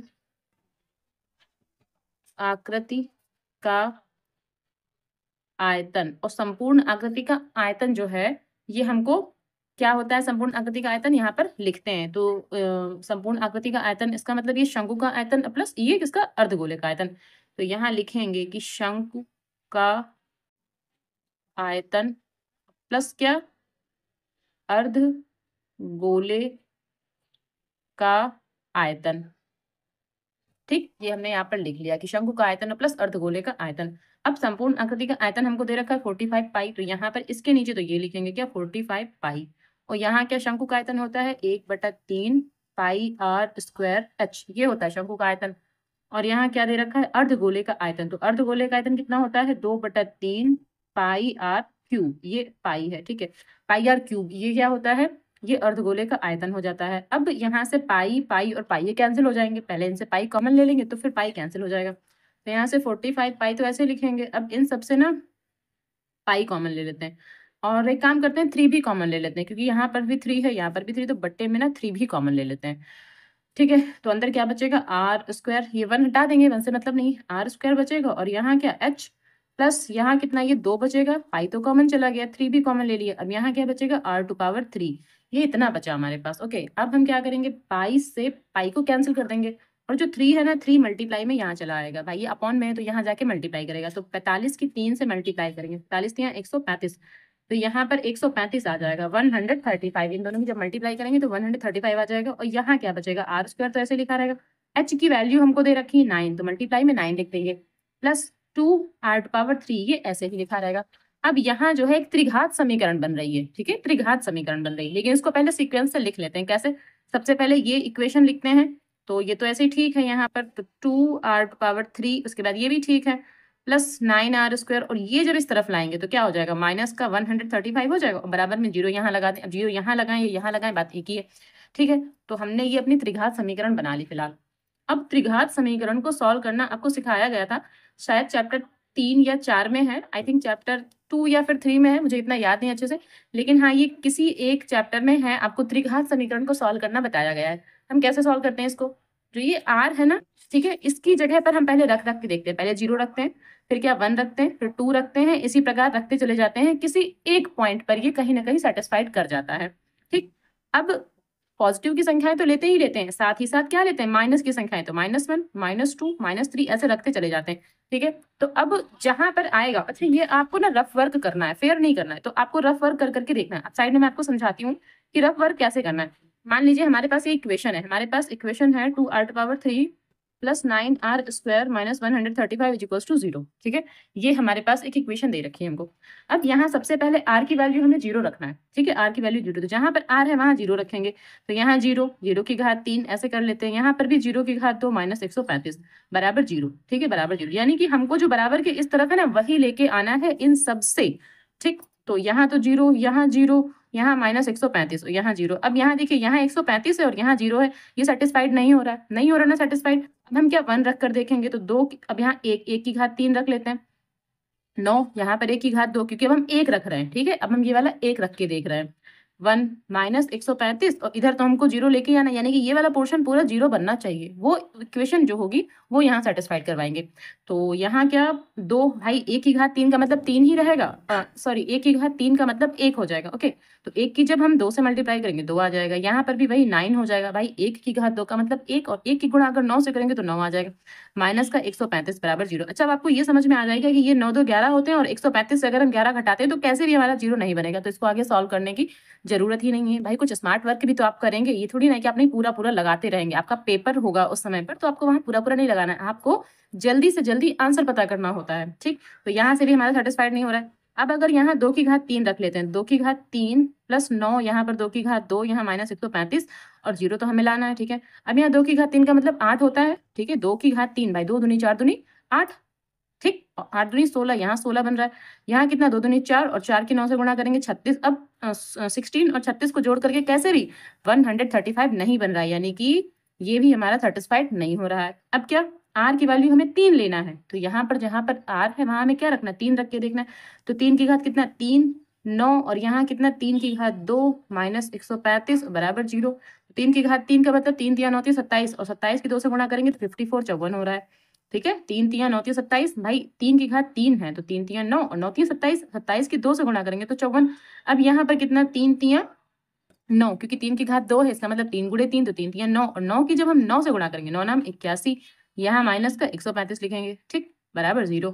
अब यहाँ इन दोनों को जोड़ेंगे तो 5 और ये 8 5 13 माइन, यहाँ पर भी 135 आ गया, यहाँ पर भी 135 आ गया, बराबर 0। ये तो चल ही रहा है, यहाँ पर भी तो 0 आ गया। अब ये 0 बराबर 0, यानी कि हमारा सेटिस्फाइड कहाँ पर हो रहा है, हमने क्या रखा था, हमने ये वाला 3 रखा था। 3 रखने से सेटिस्फाइड हुआ है, समझ में आया। तो आपको सिर्फ इतना करना है, ये भी आपको नहीं लिखना है, ये तो मैंने आपको सिर्फ समझाने के लिए बताया था कि ये आपको पॉइंट्स लेके देखने हैं। हम क्या लिखेंगे, r माइनस 3, ठीक है, r माइनस 3, ओके, कॉमा लगाएंगे, 2r⁴ plus 9r² minus 135 equals to 0। ठीक है, पहले ये लिखेंगे और फिर ये लिख देंगे, फिर क्या लिखेंगे, का एक गुणनखंड है, का एक गुणनखंड है, गुणनखंड है। क्यों, कैसे हुआ, क्योंकि हमने क्या लिया था, ये ना लिखकर आप ये लिखना है आपको, r बराबर 3 रखने पर, r बराबर 3 रखने पर आपको इतना लिखना है, उसके बाद ये लिख देना है। और ये माइनस क्यों हुआ, क्योंकि ये जब 3 इस तरफ आएगा r माइनस 3 तो इसको इस तरफ ले जाएंगे तो माइनस हो जाएगा। ठीक है, क्योंकि हमें गुणनखंड के रूप में दिखाना होता है, इसलिए इसको इस तरफ लाएंगे तो ये क्या हो जाएगा, माइनस का हो जाएगा। ठीक है, तो यहाँ क्या लिखेंगे, r माइनस 3, ओके, जैसे ये 3 है, फिर से समझिए ये 3 है, तो ये 3 जब यहाँ आएगा तो माइनस का हो जाएगा, तो ये पूरा एक ब्रैकेट में बना के यहाँ लिखेंगे कि r माइनस 3 इस इक्वेशन का एक गुणनखंड है। जब ये गुणनखंड है तो इसको हमें इस पूरे से भाग करके दिखाना है। कैसे, अब यहाँ पर भी ये तो लिखेंगे यहीं पर, r minus 3 2r⁴ plus 9r² minus 135, ये हमें भाग वाला प्रोसेस यहाँ पर लगाना है। ठीक है, अब जिसको भाग आता है तो वो आराम से कर लेगा, जिसको भाग नहीं आता तो भाई सीखिए, क्योंकि कहीं ना कहीं ये सवाल आपको फंसा देते हैं। ठीक है, तो अगर आपको भाग नहीं आते हैं तो मैंने वीडियोस बना के डाले हुए हैं, आप 2.2 या 2.3 में जाकर देखिए, वहां पर आपको ये भाग समझ में आ जाएगा। ठीक है, अच्छा यहाँ देखिए, सबसे पहले यहाँ r है। ठीक है, आपको यहाँ पर भाग समझाते चलते हैं, हालांकि आपको कितना समझ में आता है पता नहीं, पर देखिए फिलहाल r यहाँ है और यहाँ कितना है 2r⁴ है, तो क्या हो जाएगा 2r²। हमें यहाँ r है और यहाँ 2r⁴ है, तो हमें लेना है 2r² लेंगे यहाँ। अब इसकी ना मल्टीप्लाई इससे भी करते हैं, इससे भी करते हैं और यहाँ यहाँ लिखते जाते हैं, तो 2r² की मल्टीप्लाई r से करेंगे तो 2r⁴ हो जाएगा। ठीक है, फिर 2r² की मल्टीप्लाई 3 से करेंगे तो क्या हो जाएगा, 2 3 6 तो माइनस का 6r²। अब ये माइनस ये प्लस ये कैंसिल हो जाएंगे, ये आपस में ना जुड़ जाएंगे, 9 6 15 15r² और ये माइनस का 135 ऐसे ही लिख लेंगे। अब यहाँ 15r² है तो हमें, अब ये प्लस का है तो हमें भी प्लस का चाहिए, प्लस का r चाहिए हमें। ठीक है, प्लस का r चाहिए, 15r प्लस का 15r, ओके, तो 15r की जब r से करेंगे मल्टीप्लाई तो 15r² हो जाएगा और 15 की जब 3 से करेंगे तो 15 3 45, तो माइनस का 45r हो जाएगा। ठीक है, माइनस का 45r। अब यहाँ से क्या, ये माइनस का हो जाएगा और ये प्लस का हो जाएगा, ये तो कैंसिल हो रहा है यहाँ से। अब यहाँ से ये आपस में ना कैंसिल हो सकते हैं, ना जुड़ सकते हैं, ना घट सकते हैं। ऐसा क्यों, क्योंकि यहाँ 45r है और यहाँ 135 है, तो क्या लिखेंगे, ये प्लस का 45, अब ये वाला चिन्ह नहीं देखना है तो क्या लिखेंगे, प्लस का 45r माइनस का 135, ये लिखेंगे हम यहाँ पर। ठीक है, तो अब इसको ना क्या देखेंगे, यहाँ 45 है तो यहाँ पर r है, हमें क्या फिर से 45 लेना है, प्लस का 45, यहाँ प्लस लगा के यहाँ लिख देते हैं, प्लस का 45 लेना है, तो 45 की जब r से करेंगे तो कितना आ जाएगा 45r, और 45 का जब 3 से करेंगे तो 15 3 45, 45 का जब 3 से करेंगे तो 135 आ जाएगा, तो माइनस का 135, क्योंकि माइनस यहाँ लगा है तो यहाँ पर माइनस का 135 आ जाएगा। ठीक, अब ये माइनस का ये प्लस का, भाई चिन्ह बदले जाते हैं इसलिए बदल दिए गए, यहाँ ये कैंसिल, अब यहाँ पूरा 0 आ गया। ठीक है, तो जो फैक्टर हमारे बन रहे हैं वो क्या बन रहे हैं, यहाँ r माइनस 3 और ये वाला, तो यहाँ पर अब हम क्या लिखेंगे, अतः अब क्या लिखेंगे, r-3 ये लिखेंगे और इसी के बाद ब्रैकेट में, ठीक है, या फिर मल्टीप्लाई कह ले कि ये मल्टीप्लाई में अब क्या लिखेंगे, ये वाला पूरा फैक्टर, क्या 2r² प्लस 15r प्लस 45 और यहाँ बराबर 0 लगा देंगे, ठीक है, यहाँ बराबर 0 लगा देंगे। अब इसके फैक्टर करने से r की वैल्यू क्या आएगी वो भी तो देखना पड़ेगा। अब इससे क्या होगा, यहाँ पर देखिए, यहाँ r-3 बराबर 0, यहाँ तो ये आ रहा है और यहाँ एक और तो फैक्टर बन रहा है कि 2r² प्लस 15r प्लस 45 बराबर 0। अब हमें ये भी तो पता करना है कि क्या इससे r की वैल्यू क्या आती है। भाई यहाँ तो r की एक वैल्यू आ जाएगी क्योंकि यहाँ पर हम लिख सकते हैं r बराबर 3, हमें r का तो एक मान यहाँ से मिल गया, लेकिन इससे क्या वैल्यू आती वो भी चेक करना पड़ेगा। और ये चेक करने का तरीका सबसे अच्छा ये है कि आप सीधे इसका डिस्क्रिमिनेंट d निकाल लें। तो डिस्क्रिमिनेंट क्या होता है, b² माइनस 4ac, ठीक है, ये हमें निकालना है। तो d बराबर अब क्या हो जाएगा, b², b का मतलब कितना 15, तो 15 का स्क्वायर, ठीक है, 15 का स्क्वायर माइनस 4 इंटू a, और a की वैल्यू क्या है 2 है और c की वैल्यू क्या है 45 है, ठीक। तो 15 का स्क्वायर 225 होता है माइनस, अब यहाँ कितना 45 दूनी 90 और 90 की 4 से गुणा करेंगे, 9 चौके 36, 360 हो जाएगा।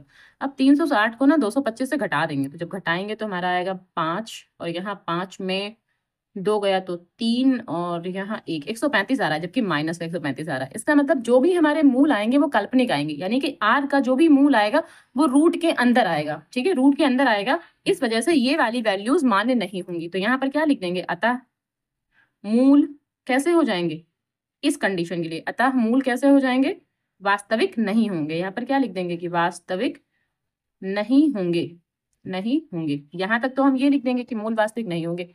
फिर अपनी दूसरी कंडीशन, यहाँ जब हमारा r का मान आ गया है तो यहाँ पर क्या लिखेंगे, अतः जब ये r आ चुका है तो क्या लिखेंगे,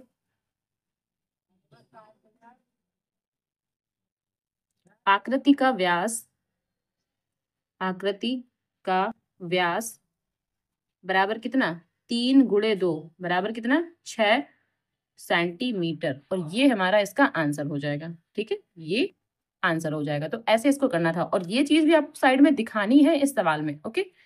तो आई होप कि आपको समझ में आ गया हो। 5 का ये अथवा पार्ट है कि 3 मीटर व्यास का एक कुआं 14 मीटर की गहराई तक खोदा जाता है। इससे निकली हुई मिट्टी को कुएं के चारों ओर 4 मीटर चौड़ी वृत्ताकार वलय बनाते हुए समान रूप से फैलाकर एक प्रकार का बांध बनाया जाता है। इस बांध की ऊंचाई ज्ञात कीजिए। अब जो कुआं है हमारा वो बेलनाकार होगा, ठीक है, तो यहाँ बेलन का तो आयतन लगेगा। जो कुआं है वो 3 मीटर व्यास है उसका, ठीक है, व्यास यानी कि जो इसकी त्रिज्या हो जाएगी तो वो 3/2 हो जाएगी, और जो कुआं है वो कितना 14 मीटर गहराई का है, यानी कि जो ऊंचाई h हो जाएगी वो 14 मीटर हो जाएगी। इससे निकली हुई मिट्टी, अब जो उससे मिट्टी निकाली जाती है उससे क्या किया जाता है, एक वृत्ताकार वलय बनाया जाता है। कुएं के चारों ओर एक बैठने का स्थान, ये कह सकते हैं वृत्ताकार वलय, तो बनाया जाता है। अब क्या बोला है कि 4 मीटर चौड़ा, और जो वलय है वो उसकी चौड़ाई दे रखी है 4 मीटर, ठीक है। और फिर बांध बनाया गया, इसको हम बांध भी बोल सकते हैं। इस बांध की ऊंचाई यानी कि जो वलय बनाया गया उसकी ऊंचाई हमें ज्ञात करनी, कितनी ऊंचाई है, ठीक। तो पहले चित्र बनाते हैं इसका। तो चित्र यहाँ साइड में बना लेते हैं। तो हम यहाँ साइड में चित्र बनाते हैं। देखिए यहाँ पर क्या, ये कुआं है, मान लीजिए हमारे पास ये है कुआं, ठीक है, ये हमारे पास, ठीक है, ये कुआं है हमारे पास। अब ये वृत्ताकार वलय बनाई जा रही है, ठीक है, ये वृत्ताकार वलय बनाई जा रही है। तो ये ऐसे मान लेते हैं, ऐसे गोल गोल रही होगी, ठीक है, ये वृत्ताकार वलय है हमारे पास। तो ये जो है ये क्या है, ये कुआं है। अच्छा, अब ये जो कुआं है ये हम मान सकते हैं कि 14 मीटर ऊंचा है, और ये जो बाहरी जो ये क्या है डिस्टेंस है इसकी, ठीक है, ये क्या है 4 मीटर, ठीक, ये 4 मीटर चौड़ा है, ये कह सकते हैं कि जो ये वलय है 4 मीटर चौड़ा है। और हमें ये पता है कि त्रिज्या, इस कुएं की त्रिज्या कितनी है 3/2, क्योंकि पूरा व्यास हमको दे रखा है 3 का, तो जो त्रिज्या हो जाएगी इतनी, इतनी कितनी हो जाएगी 3/2, ये 3/2 हो जाएगा। अच्छा, इतना पूरा कितना होगा, इतना पूरा अगर हम निकालने की कोशिश करते हैं तो यहाँ से लेकर यहाँ तक कितना पूरा कितना हो जाएगा, तो ये हो जाएगा 4 प्लस 3/2, तो 2 चौके 8 3 11, 11/2, ये पूरा हो जाएगा 11/2, और इतना है 3/2, ठीक है। तो ये हम इसको R1 मानेंगे यहाँ से यहाँ तक, और इसको इतने को हम ना R2 मानेंगे, ठीक है, इसको ना R2 मानेंगे, ठीक। क्यों, क्योंकि ये भी तो बेलनाकार ही है और इसकी हमें ऊंचाई निकालनी है। ये जो बेलन बना हुआ है एक प्रकार का, इसकी हमको ऊंचाई निकालनी है, तो ये भी तो बेलनाकार ही तो है। तो अब बस जो जो हमको दे रखा है वो पहले यहाँ पर लिखेंगे। क्या लिखेंगे कि बेलनाकार कुएं की ऊंचाई, कुएं की ऊंचाई बराबर कितना, 14 मीटर। ये बेलनाकार कुएं की ऊंचाई है। उसके बाद बेलनाकार कुएं की त्रिज्या, तो त्रिज्या कितनी है, 3/2, सीधे त्रिज्या लिख लेते हैं, ठीक है, 3/2 मीटर हो गई। अब हम क्या मानेंगे कि माना वृत्ताकार वलय की ऊंचाई, तो वृत्ताकार वलय की ऊंचाई, उसको हमने क्या मान रखा, h मानेंगे उसको हम, ठीक है। तो अब क्या लिखेंगे कि वृत्ताकार वलय की बाहरी त्रिज्या, ठीक है, बाहरी त्रिज्या, बाहरी त्रिज्या का मतलब यहां से लेकर के यहां तक, ठीक है, ये बाहरी त्रिज्या कहलाएगी। तो ये बाहरी त्रिज्या है और इसको हम R1 मान लेते हैं। तो R1 बराबर है 11/2 सेंटीमीटर, ठीक है, R1 बराबर है 11/2 सेंटीमीटर। ये चित्र, ये ऐसे इसको अलग कर देते हैं कि ये इतना अलग है, ठीक है। अब क्या, वृत्ताकार वलय की आंतरिक त्रिज्या, आंतरिक त्रिज्या, और आंतरिक त्रिज्या क्या है, R2 मान लेते हैं। तो R2 क्या है, 3/2, ये R2 है हमारे पास, ठीक है। अब वृत्ताकार वलय का आयतन निकालना है पहले हमको। तो वृत्ताकार वलय का आयतन, और इसका फार्मूला होता है, जब ये वृत्ताकार वलय, ये जो कुआं जो बेलनाकार होता है, ये वलय टाइप में होता है, तो इसका आयतन, इसका फार्मूला लगाते हैं, क्या लगाते हैं, पाई R1 का स्क्वायर माइनस R2 का स्क्वायर h, ये फार्मूला लगाते हैं इसमें, ठीक है। क्या, पाई R1 का स्क्वायर माइनस R2 का स्क्वायर h। तो यहाँ से क्या हो जाएगा, यहाँ पाई तो ऐसे लिखा रहता है, अभी पाई का मान नहीं रखेंगे, और यहाँ R1 का स्क्वायर, तो R1 कितना है, 11/2, अब 11/2 का स्क्वायर कर देते हैं, माइनस R2 कितना है, 3/2, 3/2 का स्क्वायर कर देते हैं, और h कितना है हमारे पास, अच्छा h तो हमें निकालना ही निकालना है, तो h तो ऐसे ही लिखा रहेगा, ठीक है। तो फिलहाल ये पूरे ब्रैकेट में लिखा हुआ है, इसको थोड़ा सॉल्व कर लेते हैं। तो 11 का जब स्क्वायर करेंगे तो कितना आ जाएगा, 121/4, माइनस 3×9/4, और यहाँ h ऐसे ही लिखा रहेगा। अब यहाँ पाई, और यहाँ से क्या, 4 4 का एलसीएम तो 4 ही हो जाएगा।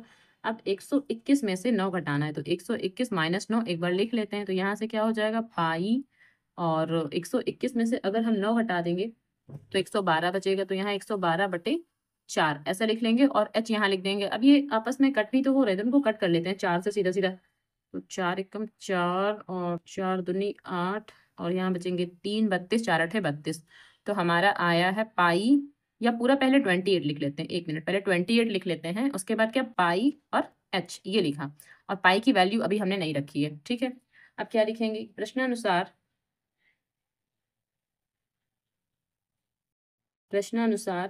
जो वृत्ताकार वलय का आयतन है, ठीक है, वो बेलनाकार कुएं के आयतन के बराबर है। तो क्या लिखेंगे कि वृत्ताकार वलय का आयतन, वलय का आयतन बराबर क्या, बेलनाकार कुएं का आयतन। तो लिखेंगे बेलनाकार कुएं का आयतन, ठीक है। वृत्ताकार वलय का आयतन हमने अभी अभी निकाला है, क्या, 28 पाई h, और बेलनाकार कुएं का आयतन, बेलन का आयतन लगाएंगे, कितना होता है, 1/3, 1 मिनट, 1/3 नहीं होता, सिर्फ पाई R² h, ठीक है, 1/3 तो शंकु के आयतन में होता है, ओके। तो क्या लिखेंगे, पाई R² h, तो यहाँ पाई से पाई कैंसिल हो जाएगा। अब हमारे पास क्या बचा, 28, और h का मान तो हमें निकालना ही निकालना है। तो यहाँ से क्या, R², और R² यानी कि जो बेलन की जो त्रिज्या थी, ठीक है, बेलन की त्रिज्या कितनी, 3/2 थी, तो 3/2 लिखेंगे यहाँ पर। तो यहाँ क्या लिखेंगे, 3/2, इसका क्या, होल स्क्वायर इंटू h, और h का मान भी हमको दे रखा है, क्योंकि कुएं की जो बेलनाकार कुएं की ऊंचाई है वो 14 हमको पता है, तो ये भी यहाँ पर लिख लेंगे। h बराबर, अब यहाँ 3 का स्क्वायर कितना, 9 हो जाएगा, और 2 का स्क्वायर कितना, 4 हो जाएगा, ठीक है, ये लिखेंगे, गुणे 14, और जो ये 28 है, 28 यहाँ बटे में चला जाएगा, तो यहाँ बटे में 28 लिख लेते हैं। तो 14 एकम 14, 14 दूनी 28। अब क्या करेंगे, अब ये कैंसिल तो कुछ हो नहीं रहा, तो यहाँ h बराबर 9/8, क्योंकि 4 दूनी 8 और 9 एकम 9, तो कितना हो जाएगा, 9/8 हो जाएगा। अब क्या करेंगे, इसको ना डिवाइड कर देंगे। तो इसको जब डिवाइड करेंगे तो ये 8 से डिवाइड करना है 9 को। तो 8 एकम 8, एक बचेगा, पॉइंट लगा के 0 बढ़ा देंगे, तो फिर से 8 एकम 8 ही जा रहा है। अब फिर 2 बचेगा 0, तो 8 दूनी 16। अब हमारे पास कितना बचेगा? 4 बचेगा। 40 तो 58 40, तो यहाँ से क्या हो जाएगा? 1.125। ठीक है, 1.125 क्या? सेंटीमीटर या मीटर, किस में आ रहा था आंसर? आंसर शायद मीटर में। ओके, सेंटीमीटर में नहीं, आंसर मीटर में। तो ये आंसर हमारा आ रहा है। तो अब हम क्या लिख देंगे कि वृत्ताकार, ठीक, वृत्ताकार वलय के बांध की ऊंचाई, के बांध की ऊंचाई, और कितनी ऊंचाई थी हमारे पास? h बराबर 1.125। ये बराबर का निशान यहाँ लगाते हैं, ठीक है, यहाँ नहीं, 1.125 मीटर, ये आंसर हो जाएगा। ठीक।